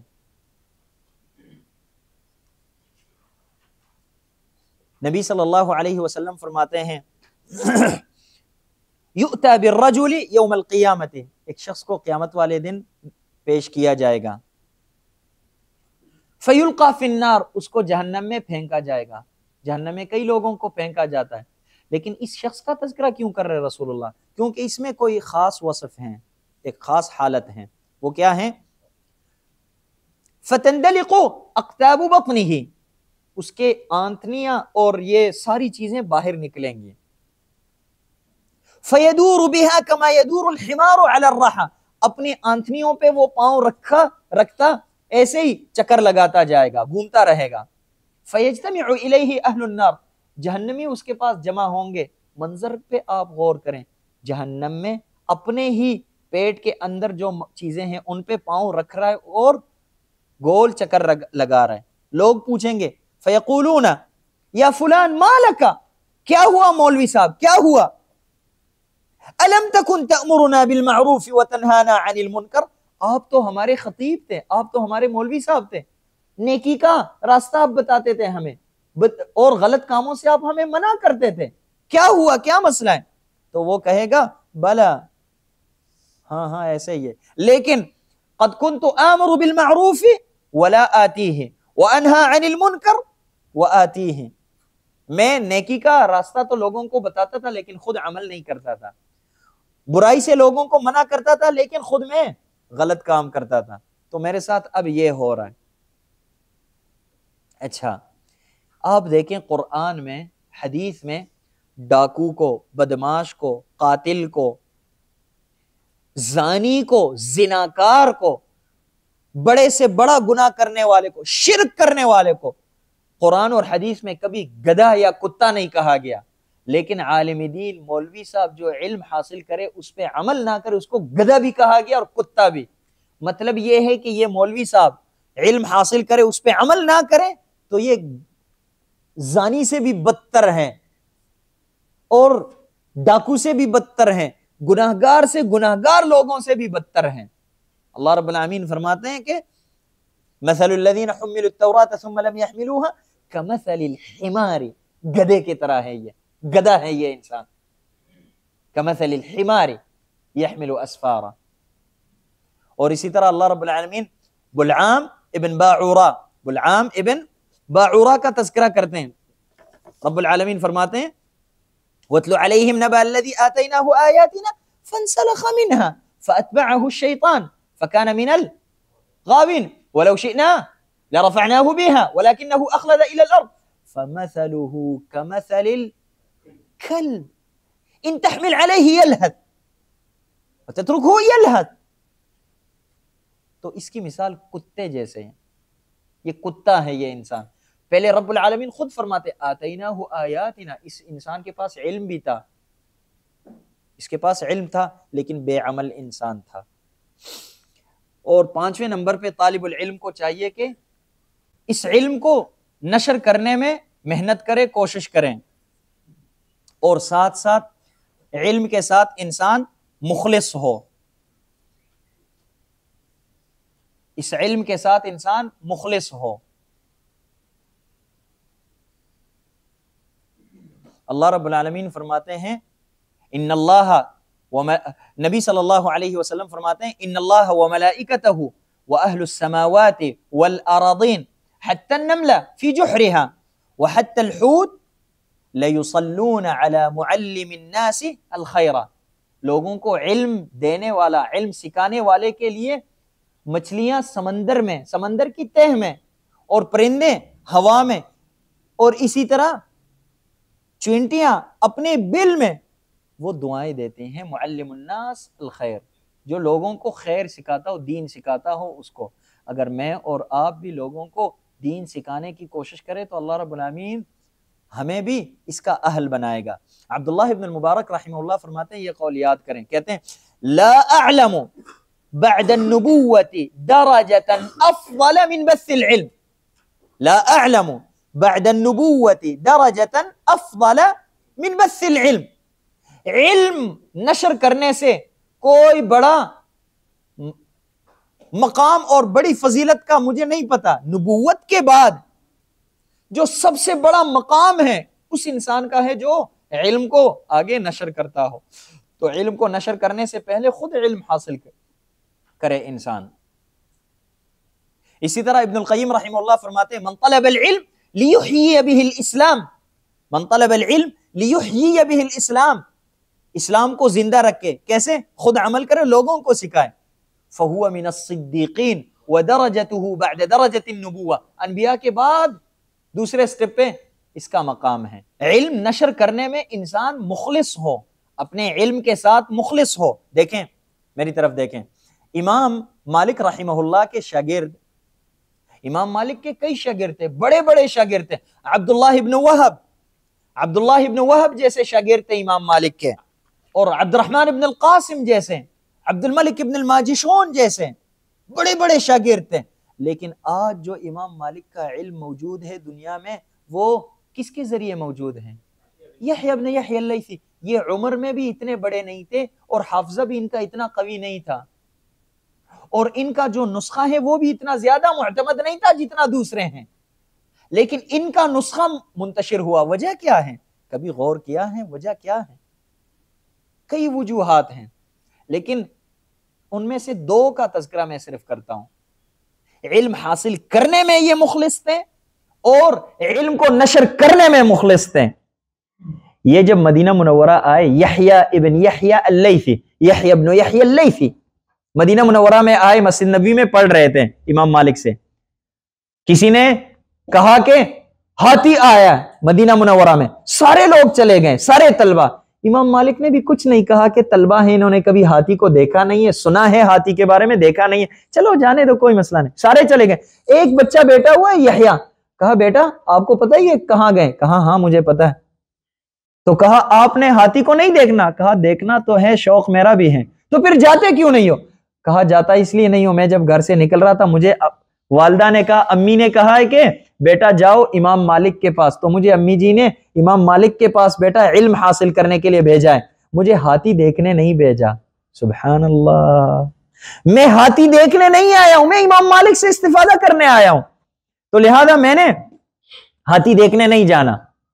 ایک یہ بہت بڑا کام کیا انہوں نے، اور دوسرا کام کیا جب یہ فارغ ہو گئے، فارغ التحصیل ہو گئے، فاضل ہو گئے امام مالک کے مدرسے سے، یہ موطا کو لکھ کے اندلس چلے گئے۔ اندلس میں ڈیوٹیاں تقسیم ہوتی تھی، وہ اندلس کا جو حاکم تھا وہ کیا تھا؟ مالکی المذہب تھا، امام مالک سے متاثر تھا، تو مالکیوں کو مقرر کرتا تھا، عہدے دیتا تھا۔ جو امام مالک کے شاگرد ہیں ان کو بھی انہوں نے پیغام بھیجا، پہلے یہ ان کے پاس نہیں گئے، انتظار کر رہے تھے کہ چلو خود آئیں گے، نہیں آئے، پیغام بھیجا، انہوں نے کہا نہیں میں نے قاضی نہیں بننا، کہا قضا کے لیے آؤ قاضی مقرر ہو جاؤ، اس نے کہا نہیں میں نے مقرر ہونا، کہا کیوں؟ کہا میں امام مالک سے علم حاصل کر کے آیا ہوں تاکہ امام مالک کا علم آگے پہنچاؤں، قاضی بننے کے لیے میں نے علم حاصل نہیں کیا۔ سبحان اللہ، یا سلام، پڑھنے میں بھی مخلص، نشر کرنے میں بھی مخلص، سبحان اللہ سبحان اللہ۔ حاکم نے کیا کیا؟ حاکم لوگ جب آتے تھے قاضی بننے کے لیے کہتے تھے جاؤ اس سے سائن کروا کے آؤ، یحییٰ سے، یحییٰ کو کہتے تھے اچھا آپ نے قاضی نہیں مقرر ہونا، ٹیسٹ تو لیا کریں لوگوں سے۔ ٹیسٹ کس میں لیتے تھے؟ موطا میں۔ کس موطا میں؟ جو ان کا نسخہ ہے، تو لوگ پھر ان کے نسخے کو پڑھ کے نشر کر کے یاد کر کے ٹیسٹ دینے آتے تھے، تو لہذا اندلس میں مذہب مالکی منتشر ہوا۔ سبحان اللہ، یعنی انہوں نے من ترک شیئا للہ عوضہ اللہ خیرا منہ، انہوں نے قضاء سے انکار کیا، اللہ رب العالمین نے ان کو اس سے بڑا مقام دیا۔ آج تک امام مالک کا جو ہے موطا کا وہ نسخہ موجود ہے، امام مالک کا علم جو منتشر ہوا اس نسخے سے جو یحییٰ ابن یحییٰ اللیثی نے لکھا تھا۔ سبحان اللہ سبحان اللہ۔ اچھا آپ دیکھیں الفیہ ابن مالک، کئی طلبہ نے پڑھی ہوگی یہ کتاب الفیہ، اس کا ایک مختصر واقعہ سنیں۔ ابن مالک یہ علم حاصل کر کے اپنے علاقے میں گئے۔ علاقے میں کیا کرتے تھے؟ فجر پڑھ کے انہوں نے اعلان کیا کہ لوگوں میں آپ کو پڑھانا چاہتا ہوں، میں علم النحو پڑھ کے آیا ہوں، صرف پڑھ کے آیا ہوں، میں پڑھانا چاہتا ہوں آپ کو، جو پڑھنا چاہتا ہوں تو میرے پاس آئے، کل سے پڑھیں گے انشاءاللہ۔ کل فجر کے بعد بیٹے کوئی نہیں آیا پڑھنے کے لیے۔ اشراق کی نماز پڑھ کے دروازے پہ کھڑا ہوا، مسجد کے دروازے پہ، کہا لوگوں میں آپ کو پڑھانا چاہتا ہوں، کوئی ہے پڑھنے کے لیے آئے؟ کھڑکی پہ گئے، کھڑکی پہ آواز لگانے لگے، لوگوں میں آپ کو پڑھانا چاہتا ہوں، کوئی ہے مجھ سے پڑھنے والا؟ آؤ یہاں پہ، میں آیا ہوں پڑھانے کے لیے۔ کوئی نہیں۔ دوسری کھڑکی پہ آواز لگا کے پھر کہا یا اللہ میں اتنا ہی کر سکتا ہوں، اس سے آگے میں کچھ نہیں کر سکتا، چلے گئے۔ دوسرے دن پھر آئے، پھر انہوں نے ایسے ہی آوازیں لگائی فجر کے بعد۔ تیسرے دن پھر انہوں نے، کوئی نہیں آیا ان کے پاس۔ بعد میں ایک دو طلبہ ان کو ملے، ان کو پڑھانے لگے۔ مسجد میں اشراق کے ٹائم، اشراق کی نماز کے بعد آوازیں لگاتے تھے کہ لوگوں آؤ میں آپ کو پڑھانا چاہتا ہوں، مجھے کچھ بھی نہیں چاہیے، صرف میرا علم لے لو جو میں لے کے آیا ہوں۔ تو اپنے علم کے ساتھ مخلص تھے یہ۔ اللہ رب العالمین نے مقام کیا دیا۔ نحو میں طالب العلم اپنے آپ کو ماہر تب سمجھتا ہے جب الفیہ پڑھے۔ سبحان اللہ سبحان اللہ۔ وَإِلَّا الفیات کئی لکھے گئے، اللہ رب العالمین نے ان سب میں سے ابن مالک کی الفیہ کو یہ مقام دیا۔ آپ دیکھیں تجوید کی کتابیں کئی پڑھ چکے ہیں آپ جو مجودین ہیں، تجوید کی کئی کتابیں لکھی گئیں، مشہور ہیں، لیکن جزری کا جو مقام ہے سبحان اللہ کسی کو حاصل نہیں ہے۔ اب اس کا ایک واقعہ سنیں۔ امام جزری رحمہ اللہ، ان کے والد 40 سال ہو گئے شادی کے، بیٹا نہیں ہوا۔ 750 ہجری میں حج کرنے گئے ان کے والد صاحب، ان کا بھی نام محمد ہے، والد کا بھی نام محمد، دادے کا بھی نام محمد ہے۔ حج کرنے جب گئے تو وہاں پہ دعا کی، زمزم پی کے انہوں نے دعا کی، یا اللہ مجھے بیٹا دے دے، لیکن بیٹا اس طرح ہو جو قرآن کا خادم ہو۔ دعا میں مخلص تھے، اللہ رب العالمین نے ان کو بیٹا دیا۔ تو بیٹا جب دیا اللہ رب العالمین نے ان کو، بیٹا علم حاصل کر کر کر کے بڑے عالم بنے۔ پھر اس علم کو نشر کرنے لگے، حجاز میں اس علم کو نشر کرتے تھے۔ مکمل واقعہ نہیں سنانا چاہتا، بس مختصر ایک بات صرف آپ کے سامنے بیان کرنا چاہتا ہوں۔ حجاز میں یہ لوگوں کو پڑھاتے تھے۔ حجاز میں کسی نے ان کو کہا کہ وہاں پہ ترکیہ میں بورسا علاقے میں کچھ لوگ ہیں آپ سے پڑھنا چاہتے ہیں، لیکن غریب ہیں، آ نہیں سکتے آپ کے پاس، آپ سے پڑھنا چاہتے ہیں، غریب ہیں، نہیں آ سکتے آپ کے پاس۔ تو انہوں نے کہا کتنے لوگ ہیں؟ کہا اتنے لوگ ہیں۔ کہا میں جاؤں گا ان کے پاس، وہ نہیں آ سکتے تو میں چلا جاؤں گا۔ کیا کیا انہوں نے؟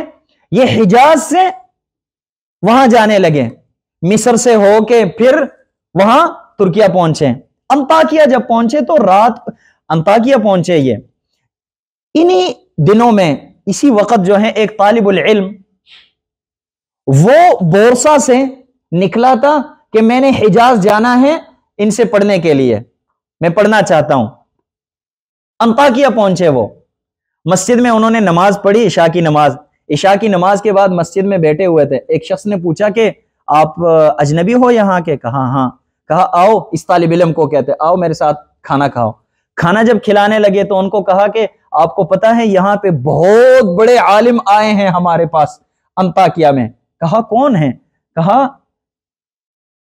جزری آئے ہیں، ابن الجزری یہاں پہ آئے ہیں انطاکیہ میں۔ انہوں نے کہا ابن الجزری انطاکیہ میں آئے ہیں؟ کہا ہاں۔ کہا میں تو حجاز جانے لگا تھا ان کی وجہ سے، مجھے ان کے پاس لے جاؤ۔ انہوں نے کہا سو جاؤ، صبح جائیں گے۔ کہا نہیں نہیں نہیں نہیں، آج ابھی مجھے لے جاؤ، میں نے ان سے ملنا ہے۔ جب ان کے پاس گئے تو انہوں نے واقعہ سنایا کہ میں نے آپ کا نام سنا تھا اور میں آپ سے پڑھنے کے لیے، میرے پاس کرایہ بھی نہیں تھا، لیکن میں پھر بھی بورسا چھوڑ کے آیا ہوں، میں نے حجاز جانا تھا، اچھا ہوا کہ آپ ادھر ہی ملے۔ تو پھر انہوں نے کہا کہ اچھا چلے پھر میں آپ کو ادھر ہی آپ کو پڑھاتا ہوں، ادھر ہی رہیں انطاکیہ میں 1 سال اس طالب علم کی وجہ سے وہاں پہ ان کو پڑھاتے رہیں۔ اس کے بعد پھر بورسا چلے گئے، بورسا جب گئے وہاں پہ کوئی مقصد نہیں ہے ان کا، کسی کو نہیں جانتے ہیں، طلاب العلم کو فری پڑھانے کے لیے گئے ہیں۔ وہاں کے حاکم کو پتا چلا، سلطان بایزید خان کو پتا چلا کہ یہاں پہ ابن الجزری آئے ہیں۔ انہوں نے بلایا، کہا کیوں آئے ہیں آپ؟ انہوں نے واقعہ سنایا کہ میں حجاز میں تھا، کسی نے مجھے کہا یہاں پہ طلبہ ہیں، علم حاصل کرنا چاہتے ہیں لیکن ان کے پاس کرایہ نہیں ہے، نہیں آ سکتے میرے پاس، تو میں نے کہا میں ہی جاتا ہوں ان کے پاس پڑھانے کے لیے۔ تو حاکم نے کہا، سلطان بایزید خان نے کہا کہ نہیں، آپ نے میرے بچوں کو بھی پڑھانا ہے، آپ نے ادھر ہی رہنا، اور ان کو ایک گھر دیا اور 7 ماہانہ وظیفہ، 7 غلام دیے، 7 لونڈیاں، جو چاہتے تھے وہ سہولیات مہیا کیے ان کو، اور کہا یہ لے لیں۔ سبحان اللہ، علم کو نشر کرنے کے میں یہ مخلص تھے، اللہ رب العالمین نے ان کو دنیا میں اپنی زندگی میں یہ مقام دیا، اور مرنے کے بعد یہ مقام دیا کہ ان کی کتاب آج تک موجود ہے۔ سبحان اللہ، اگر میں اور آپ اپنے علم کے ساتھ، فن کے ساتھ مخلص ہو جائیں تو اللہ رب العالمین یہ مقام ہمیں بھی دے گا، اللہ رب العالمین ہمیں محروم نہیں کرے گا اس سے۔ اسی طرح علماء کے کئی واقعات ہیں، علماء کے واقعات کو دیکھ کے سن کے انسان حیران ہوتا ہے کہ انہوں نے علم کو نشر کرنے کے لیے کیا کچھ کیا، کتنے مخلص تھے یہ اپنے علم کے ساتھ۔ طالب العلم کو چاہیے کہ وہ علم حاصل کرتے ہوئے محنت کریں، محنت کر کے علم حاصل کریں، اس کے بعد پھر محنت کر کے اس کو نشر کریں، نشر و اشاعت میں محنت کریں۔ اور اس میں 2-4 مثالیں ہم نے ذکر کیے تھے۔ اگلی مثال آپ یہ نوٹ فرما لیں، شیخ ابن عثیمین رحمہ اللہ کو آپ سب جانتے ہیں، شیخ ابن عثیمین محمد ابن صالح العثیمین رحمہ اللہ قصیم کے رہنے والے تھے، مملکہ العربیہ سعودیہ کے۔ اچھا، یہ کہتے ہیں جب پہلی دفعہ میں نے درس دینا شروع کیا، کہتے ہیں میں مسجد میں آیا ہوں، مسجد میں نے اعلان کیا کہ کل عصر کے بعد درس شروع کریں گے، درس ہوگا یہاں پہ، تو آپ سب سے گزارش ہے کہ آپ اس میں شرکت فرما لیں۔ کہتے ہیں مجھے یہ لگا کہ 20-30 لوگ تو ضرور آئیں گے۔ کہتے ہیں اگلے دن میں عصر کے بعد آیا ہوں، کتاب اٹھا کے امام کی جگہ پہ آیا ہوں، وہاں پہ بیٹھا ہوں، دیکھا میں نے ایک ایک کر کے اٹھتے چلے گئے، سارے چلے گئے، میں مسجد میں اکیلے ہی رہا ہوں۔ کہتا ہے پھر اکیلے میں بیٹھا رہا، انتظار کر کر کے اٹھ کے چلا گیا ہوں۔ دوسرے دن پھر میں آیا ہوں کہ شاید لوگ بھول گئے ہوں گے، پھر آیا ہوں میں۔ تیسرے دن پھر کہتے ہیں میں ایسے ہی بیٹھا ہوا تھا، سوچ رہا تھا کہ کوئی پڑھنے نہیں آ رہا ہے، کیا کریں۔ اتنے میں ایک شخص مسجد میں آیا تو مجھے بڑی خوشی ہوئی کہ چلو تیسرے دن تو کوئی آیا پڑھنے کے لیے۔ کہتے ہیں وہ جب مسجد میں آیا، میرے پاس آیا اور سلام کر کے اس کے بعد نماز پڑھنے لگا۔ مجھے یہ لگا کہ چلو اس نے نماز نہیں پڑھی ہوگی، نماز کے بعد درس کے لیے آیا ہوگا، یہ درس میں شریک ہوگا۔ کہتے ہیں نماز پڑھ کے آرام سے چلا گیا۔ تب مجھے پتا چلا کہ یہ تو نماز پڑھنے آیا تھا۔ تو بعد میں پھر آج ابن عثیمین رحمہ اللہ کی کتابیں کون ہوگا جو اپنے آپ کو طالب العلم یا علماء میں شمار کرتا ہو اور ابن عثیمین رحمہ اللہ کی کتابیں اس نے نہیں پڑھی ہوں۔ سبحان اللہ، اللہ رب العالمین انسان کو مقبولیت دیتا ہے، لیکن بعد میں، شروع میں انسان کچھ کریں، جس طرح ہم نے ابن مالک اور اسی طرح ابن الجزری کے بارے میں کہا۔ اچھا، اگلی بات، چھٹی بات یہ ہے کہ انسان ایک ہی فن کو اختیار کریں، ایک ہی فن کو اختیار کریں، اس میں تخصص کریں۔ علماء کہتے ہیں خذ من کل علم شیئا، خذ من کل علم شیئا وخذ من علم کل شیء، وخذ من علم کل شیء، خذ من کل علم شیئا۔ دنیا میں جتنے علوم ہیں قرآن اور حدیث کے خادم، ان سب کو پڑھو، ان سب میں سے کچھ لے لو، لیکن ایک علم کا سب کچھ لے لو۔ دنیا میں جتنے علوم ہیں قرآن اور حدیث کے خادم، خدمت کرنے والے، ان سب میں سے کچھ کچھ لے لو، ان میں سے ایک علم کو خاص کر کے اس کے سب کچھ لے لو. خذ من کل علم شیئا، خذ من کل علم شیئا، مقتطفات لے لو ہر علم سے. خذ من کل علم شیئا وخذ من علم ای من علم واحد کل شیء. اور سلف صالحین کا بھی یہی طریقہ ہے، صحابہ کرام کا بھی یہی طریقہ ہے. اللہ رب العالمین نے لوگوں کو مختلف پیدا کیا. دیکھیں ادھر، اللہ رب العالمین نے انسانوں کے اشکال مختلف پیدا کیے. ہم سب جتنے یہاں پہ بیٹھے ہوئے ہیں 50 60 70 طلبہ یہاں پہ بیٹھے ہوئے ہیں. اب ان کے اشکال سب کے مختلف ہیں، لہذا اشکال مختلف ہیں ان کے، اسی طرح ان کے اذہان مختلف ہیں، اسی طرح ان کی سوچ مختلف ہیں، اسی طرح ان کے اندر جو صلاحیتیں ہیں وہ مختلف ہیں، اسی طرح ان کے رغبات مختلف ہیں. کوئی انسان یہ کرنا چاہتا ہے تو دوسرا کوئی اور کام کرنا چاہتا ہے، سارے ایک جیسے نہیں ہیں. اور یہ اللہ رب العالمین کا فضل ہے کہ سب ایک راستے پہ نہیں جا رہے ہیں. وہ کہا جاتا ہے کہ دو پاگل تھے، ایک نے دوسرے کو کہا بازار میں کھڑے تھے کہ کیوں کچھ لوگ یہاں جا رہے ہیں کچھ وہاں جا رہے ہیں، یہ سارے ایک سائڈ پہ کیوں نہیں جاتے ہیں، ایک ہی جگہ پہ چلے جائیں.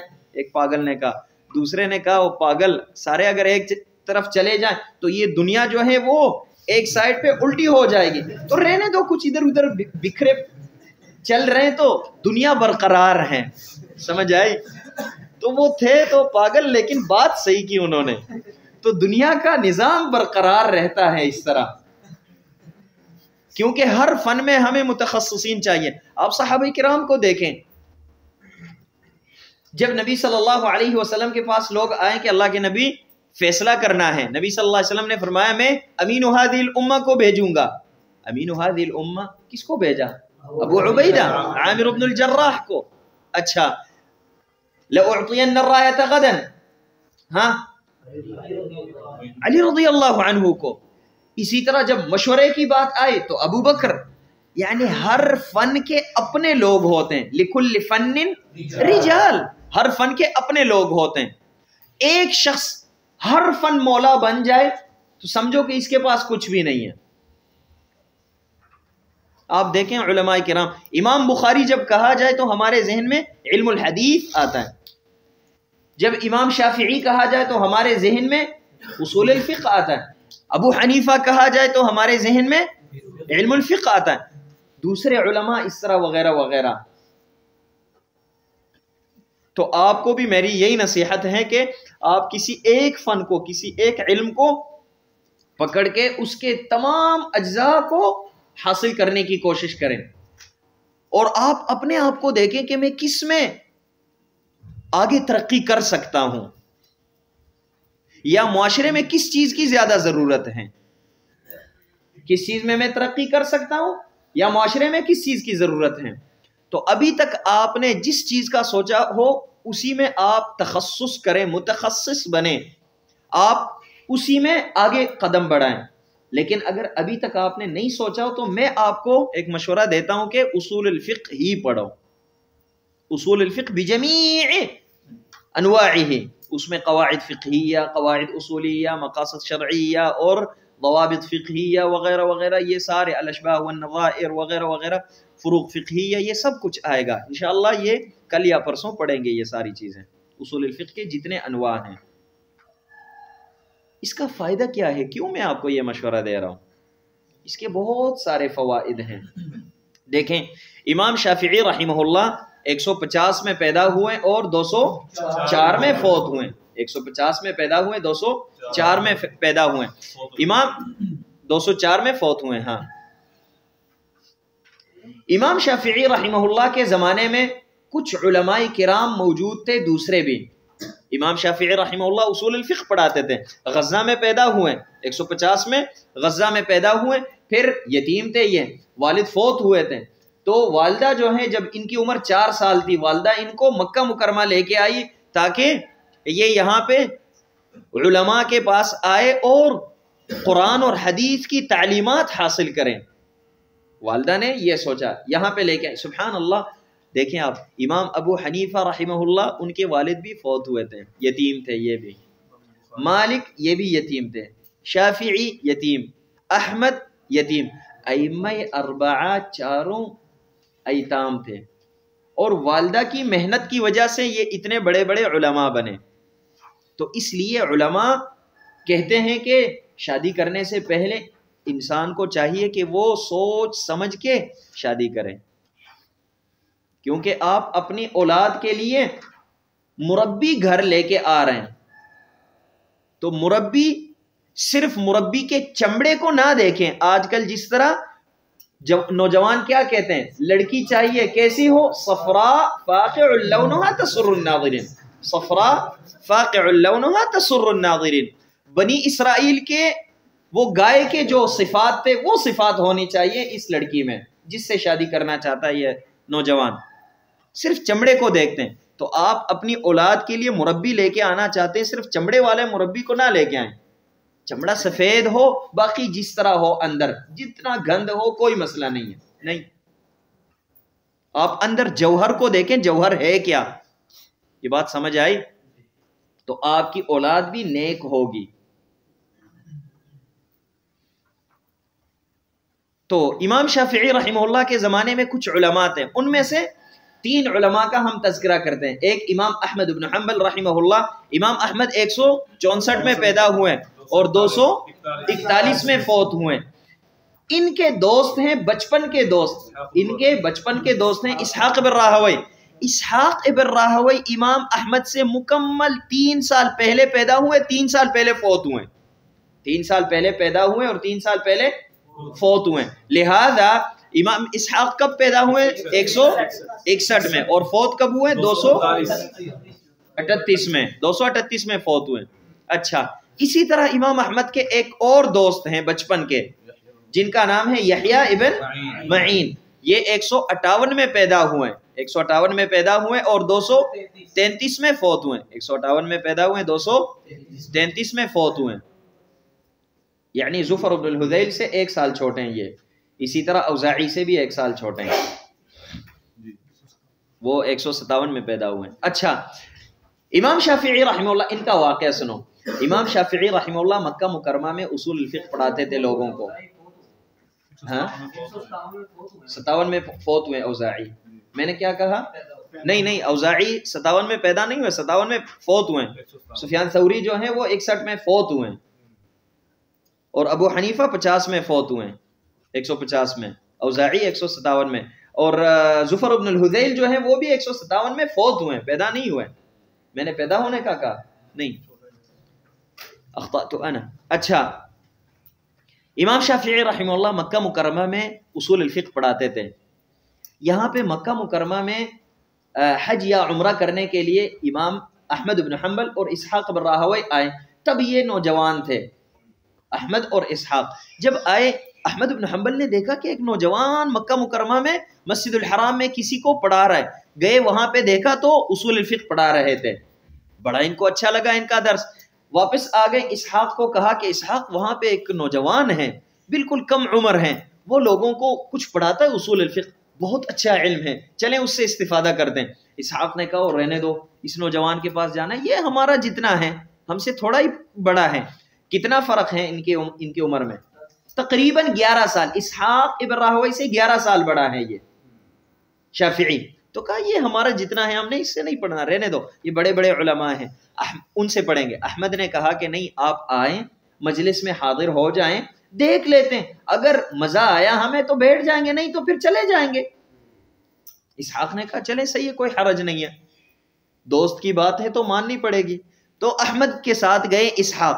مجلس میں جب بیٹھے تو اسحاق نے دیکھا کہ یہ تو جواہرات یہاں پہ بکھیر رہے ہیں, تو ان سے استفادہ کرنے لگے.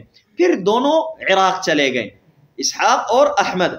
بعد میں سبحان اللہ امام شافعی رحمہ اللہ عراق چلے گئے. عراق میں لوگوں کو اصول الفقہ پڑھانے لگے. اسحاق اور احمد دونوں ان کے پاس آنے لگے. احمد نے یحییٰ کو کہا کہ آپ بھی آئیں شافعی سے استفادہ کریں. یحییٰ نے کہا میں نے ان کے پاس نہیں جانا. کیوں؟ اسحاق یحییٰ جو ہیں، یحییٰ سے شافعی کتنے بڑے ہیں؟ شافعی 150 میں پیدا ہوئے اور اسحاق یحییٰ جو ہیں یہ 158 میں، یعنی ان سے 8 سال بڑے ہیں۔ کہا یہ ہم جتنا ہے، ہمارے جتنا ہے، نہیں پڑھنا ان سے ہم نے، یہ بڑے بڑے جو علماء ہیں، بڑے بڑے بزرگ علماء، ان سے میں پڑھنا چاہتا ہوں، اگر یہ فوت ہو جائیں تو پھر کیا کروں گا میں؟ امام احمد نے کہا چلے صحیح ہے۔ امام احمد چلے گئے اور اسحاق کو ساتھ لے کے ان سے پڑھتے رہے۔ ایک دن یحییٰ نے ان کو کہا کہ احمد آپ اچھا نہیں کر رہے ہیں، شافعی کے پاس جا کے پڑھتے ہیں اور یہ نوجوان ہیں، یہ دوسرے بزرگ علماء ہیں، بڑے علماء ہیں، ان کے پاس آپ نہیں جاتے، عمر رسیدہ لوگ ہیں۔ احمد نے کہا کہ یحییٰ یہ بات غور سے سنو اور آپ بھی سنو۔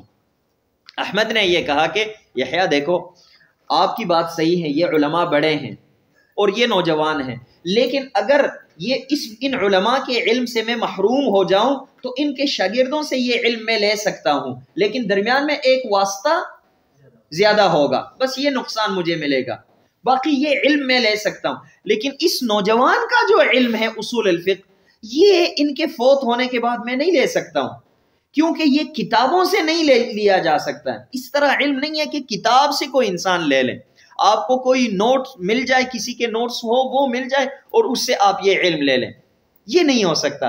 یہ انسان کے اپنے استنباطات، اجتہادات ہوتے ہیں، انسان کا اپنا ملکہ ہوتا ہے، تو اس کا علم جو ہے یہ قبر میں جانے والا ہے، تو لہذا میں اس سے اس لیے استفادہ کرنا چاہتا ہوں۔ اور یہی ہوا۔ امام شافعی رحمہ اللہ فوت کب ہوئے؟ 204 میں، یعنی عمر کتنی تھی ان کی؟ 54 سال ان کی عمر تھی، یعنی بالکل کم عمری میں فوت ہوئے۔ اچھا نتیجہ کیا نکلا؟ نتیجے کو دیکھیں آپ، نتیجہ یہ نکلا مستقبل میں امام احمد کا اپنا مذہبی فقہ ہی رہا، حدیث میں بھی امام رہے لیکن فقہ میں مذہبی فقہ ہی اپنا مستقل رہا۔ اسی طرح اسحاق بن راہوی کا بھی مستقل مذہبی فقہ ہی رہا، لیکن یحییٰ بن معین کا، یحییٰ بن معین اس میں کوئی شک نہیں ہے کہ جرح تعدیل میں، علم الحدیث میں امام ہے بلا منازع، لیکن علم الفقہ میں ان کا مستقل مذہب نہیں رہا۔ وجہ کیا تھی؟ کئی وجوہات ہیں، مین وجہ یہ تھی کہ انہوں نے اصول الفقہ اس طرح نہیں پڑھا جس طرح احمد اور اسحاق نے پڑھا۔ تو احمد اور اسحاق شافعی کے پاس آنے کی وجہ سے علم الفقہ کے ائمہ بنے اور ان کا مستقل مذہبی فقہی رہا، اور یحییٰ بن معین جو ہیں یہ مستقل مذہب سے اور اسی طرح علم الفقہ سے محروم رہے۔ کیوں؟ کیونکہ شافعی کے پاس اصول الفقہ پڑھنے نہیں آئے۔ تو اگر آپ بھی اصول الفقہ پڑھیں، اصول الفقہ میں آپ تمکن حاصل کریں، تو انشاءاللہ آپ بھی امام احمد اور امام شافعی اسحاق جیسے بڑے بڑے علماء بنیں گے علم الفقہ میں، علم المسائل میں۔ یہ بات سمجھ آئی؟ اور اللہ رب العالمین ہمیں بڑے علماء بنائے۔ اور ویسے بھی عادتاً معاشرے میں یہ ہوتا ہے کہ جب کوئی عالم دین ہو، اس کی عمر زیادہ ہو، داڑھی سفید ہو، تو اس سے انسان بڑے شوق سے پڑھتا ہے۔ جب عمر کم ہو کسی کی، اس سے پڑھتے ہوئے یعنی اتنا انسان اخلاص اور کوشش اور محنت نہیں کرتا۔ معاشرے میں اسی طرح ہے، حتیٰ کہ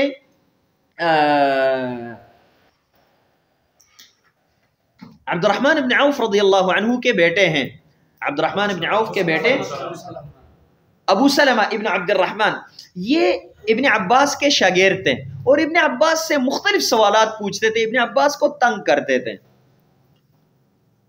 تو امام زہری کہتے ہیں، محمد ابن مسلم ابن شہاب الزہری، ابن شہاب الزہری کہتے ہیں کہ ابو سلمہ ابن عبد الرحمن فقہاء سبعہ میں سے ہیں، اس میں کوئی شک نہیں ہے۔ فقہاء سبعہ کے نام یاد ہیں؟ ہاں، وفی الکبار الفقہاء السبعہ، امام عراقی رحمہ اللہ فرماتے ہیں خارجۃ القاسم ثم عروہ ثم سلیمان عبید اللہ سعید والسابع ذو اشتباہ ابو سلمۃ او سالم او ابو بکر خلاف قائم۔ 3 میں اختلاف ہے، 6 میں اتفاق ہیں کہ 6 یہ ہیں اور 3 میں اختلاف ہے، بعض کہتے ہیں یہ ہیں، بعض کہتے ہیں یہ ہیں، بعض کہتے ہیں وہ ہیں۔ سمجھ آئی؟ اچھا، فقہاء سبعہ میں سے ہیں یہ، لیکن ابن عباس کے علم سے محروم رہے۔ وجہ کیا تھی؟ ابن عباس سے مختلف سوالات پوچھتے تھے، ابن عباس تنگ ہوتے تھے اس پہ، کیونکہ عمر کا فرق کم تھا۔ ابن عباس کے مقابلے میں ابو ہریرہ کے پاس جب جاتے تھے ابو سلمہ، تو انداز ان کا اور ہوتا تھا وہاں پہ، بڑے علماء کے پاس، بڑے صحابہ کے پاس جب جاتے تھے عمر کے اعتبار سے، لیکن ابن عباس کے پاس آ کے وہ حالت ان کی نہیں ہوتی تھی. تو اسی طرح یہ عمر کا مسئلہ ہوتا ہے. تو اس لیے یحییٰ ان کے پاس، شافعی کے پاس نہیں آئے. تو لہذا جو میں نے آپ کو مشورہ دیا کہ اصول الفقہ میں تخصص کرو، یہ مشورہ بھیجا تو نہیں ہے؟ اچھا چلیں. 7ویں نمبر پہ طالب العلم کو چاہیے کہ جلد بازی نہ کرے فتویٰ دینے میں، جواب دینے میں جلد بازی نہ کرے. سوچ سمجھ کے بات کو سمجھے، غور کرے، فکر کرے، اس کے بعد جواب دے. یہ بات سمجھ شریف میں آ رہی ہے؟ جلد بازی نہ کرے انسان، علم حاصل کرے اس کے بعد تصدر کرے. ابن مسعود رضی اللہ عنہ کیا فرماتے ہیں؟ تعلموا قبل ان تسودوا، تعلموا قبل ان تسودوا، علم حاصل کرو سید بننے سے پہلے. سیادت جب آپ کو ملے، ریادت ملے، رائد بنے، آپ قائد بنے، سید بنے، پھر آپ نہیں پڑھ سکتے. اور ایسے ہی ہوتا ہے، پھر آپ مصروف ہوتے ہیں، پھر آپ اپنے مقام کو دیکھتے ہیں کہ میں جا کے اب پڑھوں، نہیں کیا ہوگا، لوگ کیا کہیں گے. شیطان مختلف وسوسے ذہن میں ڈالتا ہے. اور فاقد الشیء لا یعطی، فاقد الشیء لا یعطی. دیکھیں ادھر، ٹینکی میں پانی نہ ہو، آپ ٹوٹی کھولیں تو پانی آتا ہے وہاں سے. پانی کب آتا ہے ٹینکی سے؟ جب پانی اس میں ہو، پانی سے ٹینکی کو بھر لیا جائے، اس کے بعد ٹینکی سے پانی آتا ہے. ہاں، آپ بھی اپنے دل کو، دماغ کو، ذہن کو آپ کیا کریں؟ فل کریں علم سے. پھر اس کے بعد آپ کے منہ کے ذریعے یہ علم باہر نکلے گا. وَإِلَّا علم نہیں نکلتا، علم ہے ہی نہیں، کیا نکلے باہر؟ كُلُّ إِنَاءٍ يَنضَحُ بِمَا فِيهِ، تو برتن سے وہی چیز گرتی ہے جو اس کے اندر ہے. سمجھ آئی؟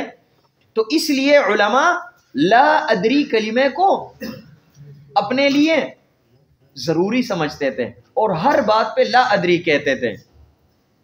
امام مالک رحمہ اللہ فرماتے ہیں من فقہ العالم ان یقول لا اعلم، من فقہ العالم ان یقول لا اعلم.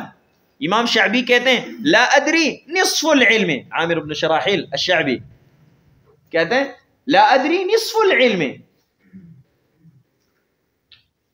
تو لا ادری کو زبان کی نوک پہ رکھیں، لا ادری مجھے نہیں پتا، اللہ اعلم، کوئی مسئلہ نہیں ہے. اس لیے علماء کہتے ہیں وَإِذَا سُئِلْتَ بِمَا جَهِلْتَ فَلَا تَكُنْ مُتَحَاذِقًا مُتَسَرِّعًا بِجَوَابِ الْعِلْمُ بَحْرٌ لَا نَفَادَ لِمَائِهِ كَمْ قَالَ لَا أَدْرِي أُولُو الْأَلْبَابِ لَا عِلْمَ عِنْدِي لَيْسَ عَيْبًا قَوْلُهَا الْعَيْبُ أَنْ يُفْتَى بِغَيْرِ صَوَابِ.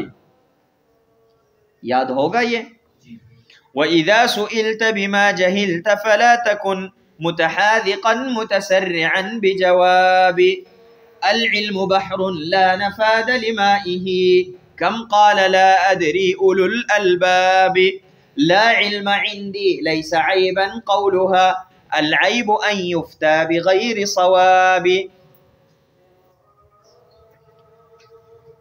8ویں نمبر پہ 8ویں بات یہ ہے کہ طالب العلم اپنے لیے اچھے دوست بنائے.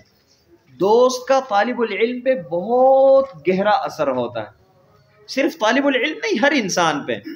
دوست اچھا ملے تو انسان نیک بن جاتا ہے، دوست برا ہو تو انسان بھی برا بن جاتا ہے. آپ دیکھیں ادھر صحابہ کرام، نبی صلی اللہ علیہ وسلم کے ساتھ بعض صحابہ نے یعنی نبی صلی اللہ علیہ وسلم کے ساتھ سال، 6 مہینے، 2 سال، 3 سال گزارے، لیکن بڑے نیک لوگ بنے. وجہ کیا تھی؟ اللہ رب العالمین نے ان کو نبی صلی اللہ علیہ وسلم کی صحبت عطا کی. تو نبی صلی اللہ علیہ وسلم کے ساتھ اٹھنے بیٹھنے کی وجہ سے، پھر نبی صلی اللہ علیہ وسلم کے بعد ابو بکر، عمر، عثمان، علی کے ساتھ اٹھنے بیٹھنے کی وجہ سے، عشرہ مبشرہ کے ساتھ اٹھنے بیٹھنے کی وجہ سے سارے نیک ہو گئے. حتیٰ کہ صحبت کا اتنا گہرا اثر ہوتا ہے، نبی صلی اللہ علیہ وسلم فرماتے ہیں کہ اللہ رب العالمین نے ہر انسان کے ساتھ ایک ایک ابلیس کی اولاد میں سے شیطان مقرر کیا ہے. نبی صلی اللہ علیہ وسلم کے ساتھ بھی شیطان مقرر ہیں، لیکن نبی صلی اللہ علیہ وسلم کی نیکی کی وجہ سے وہ بھی فَأَسْلَمَ. دو معانی علماء کرتے ہیں، یا تو وہ مسلمان ہو گیا یا فَأَسْلَمَ وہ نیکی کی باتیں ہی مجھے بتاتا ہے. سبحان اللہ، صحبت کا اتنا بڑا اثر ہے کہ نبی صلی اللہ علیہ وسلم کے ساتھ جو شیطان ہے وہ بھی نبی صلی اللہ علیہ وسلم کو اچھی باتوں کا بتاتا ہے. سبحان اللہ، نبی صلی اللہ علیہ وسلم کی وجہ سے. اچھا، اسی طرح آپ نے کبھی غور کیا نبی صلی اللہ علیہ وسلم بڑے نیک تھے نبی صلی اللہ علیہ وسلم، لیکن رمضان میں عائشہ رضی اللہ عنہا فرماتی ہے کہ نبی صلی اللہ علیہ وسلم بہت زیادہ نیک ہوتے تھے، نیک ہو جاتے تھے بہت زیادہ. وجہ کیا تھی؟ مین وجہ اس کی یہ ہے، نبی صلی اللہ علیہ وسلم کے پاس جبریل آتے تھے دوسرے اوقات میں، لیکن رمضان میں دن کو جتنے مرتبہ آئے ساری رات نبی صلی اللہ علیہ وسلم کے ساتھ ہوتے تھے جبریل. نبی صلی اللہ علیہ وسلم جبریل کو قرآن سنایا کرتے تھے، قرآن سناتے تھے، تو جبریل کی صحبت کی وجہ سے نبی صلی اللہ علیہ وسلم اور نیک ہوتے تھے. سبحان اللہ، یعنی اچھے دوست کا اثر محمد الرسول اللہ پہ ہے، تو مجھے اور آپ کو اگر اچھا دوست ملے تو ہم پہ اثر نہیں ہوگا؟ اچھے دوست کا بہت بڑا اثر ہوگا. یعنی محمد الرسول اللہ جن کو نبی رب العالمین نے بھیجا ہے بشریت کی ہدایت کے لیے، ان کو جبریل جیسے دوست ملے رمضان میں تو رسول اللہ بھی اور زیادہ نیکی میں بڑھنے کی کوشش کرنے لگے. تو فما بالکا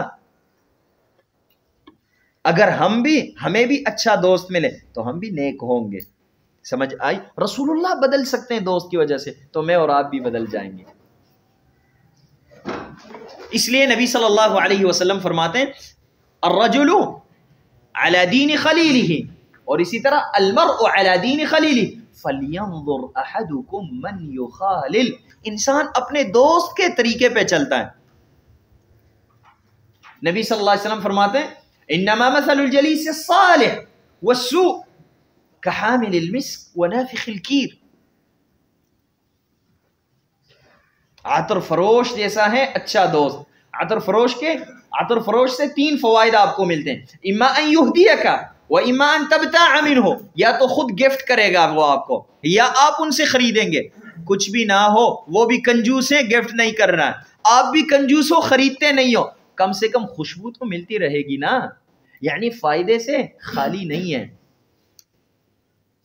اسی طرح اچھا دوست بھی، یا تو آپ اس سے کوئی مشورہ لیں گے، اچھا مشورہ دے گا، یا وہ خود آپ کو نیکی کی طرف بلائے گا. کچھ بھی نہ ہو تو نیک لوگوں کے ساتھ تو اٹھنا بیٹھنا ہوگا نا.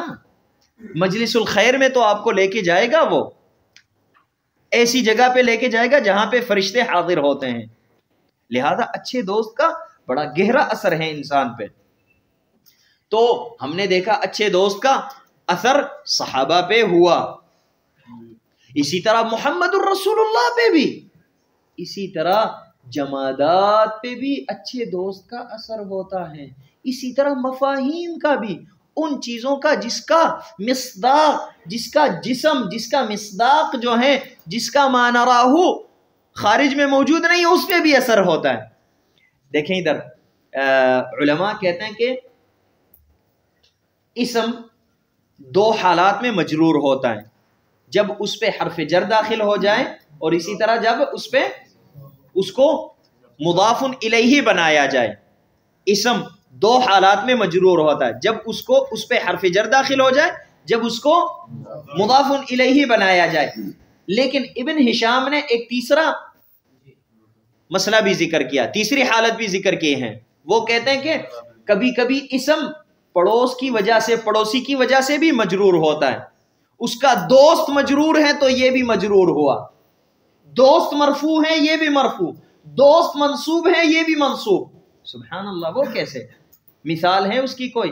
کہتے ہیں ہاں، جس طرح ہم کہتے ہیں هذا جحر ضب، هذا جحر ضب، یہ ضب کو کیا کہتے ہیں؟ سانڈا، سانڈ، اچھا یہ سانڈا کی بیل ہیں. اچھا جحر ضب خریب، خریب یہ صفت ہے جوہر کی، جوہر کی صفت ہے، لیکن کیسے پڑھتے ہیں؟ ھذا جحر ضب خریب پڑھنا چاہیے، لیکن عرب کیا پڑھتے ہیں؟ خریبن. کیوں؟ ضبن کی وجہ سے. ضبن مجرور تھا تو یہ خریبن بھی مجرور ہوا. یہ سمجھ آ رہا ہے یا وائٹ بورڈ پہ لکھوں؟ لکھوں؟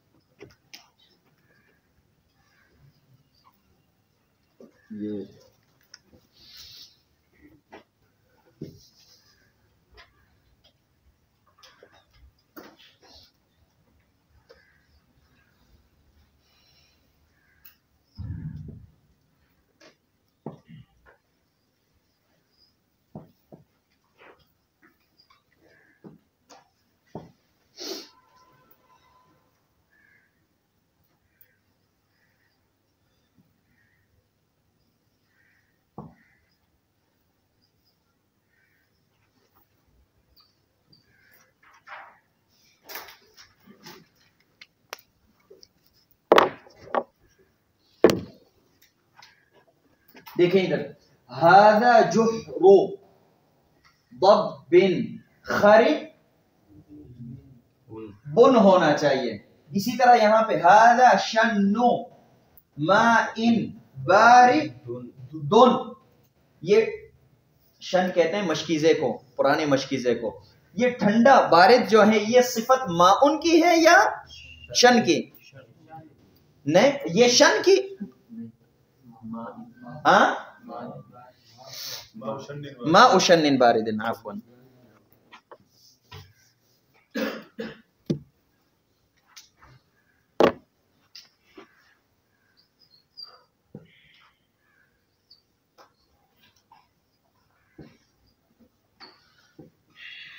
هذا ماء شن،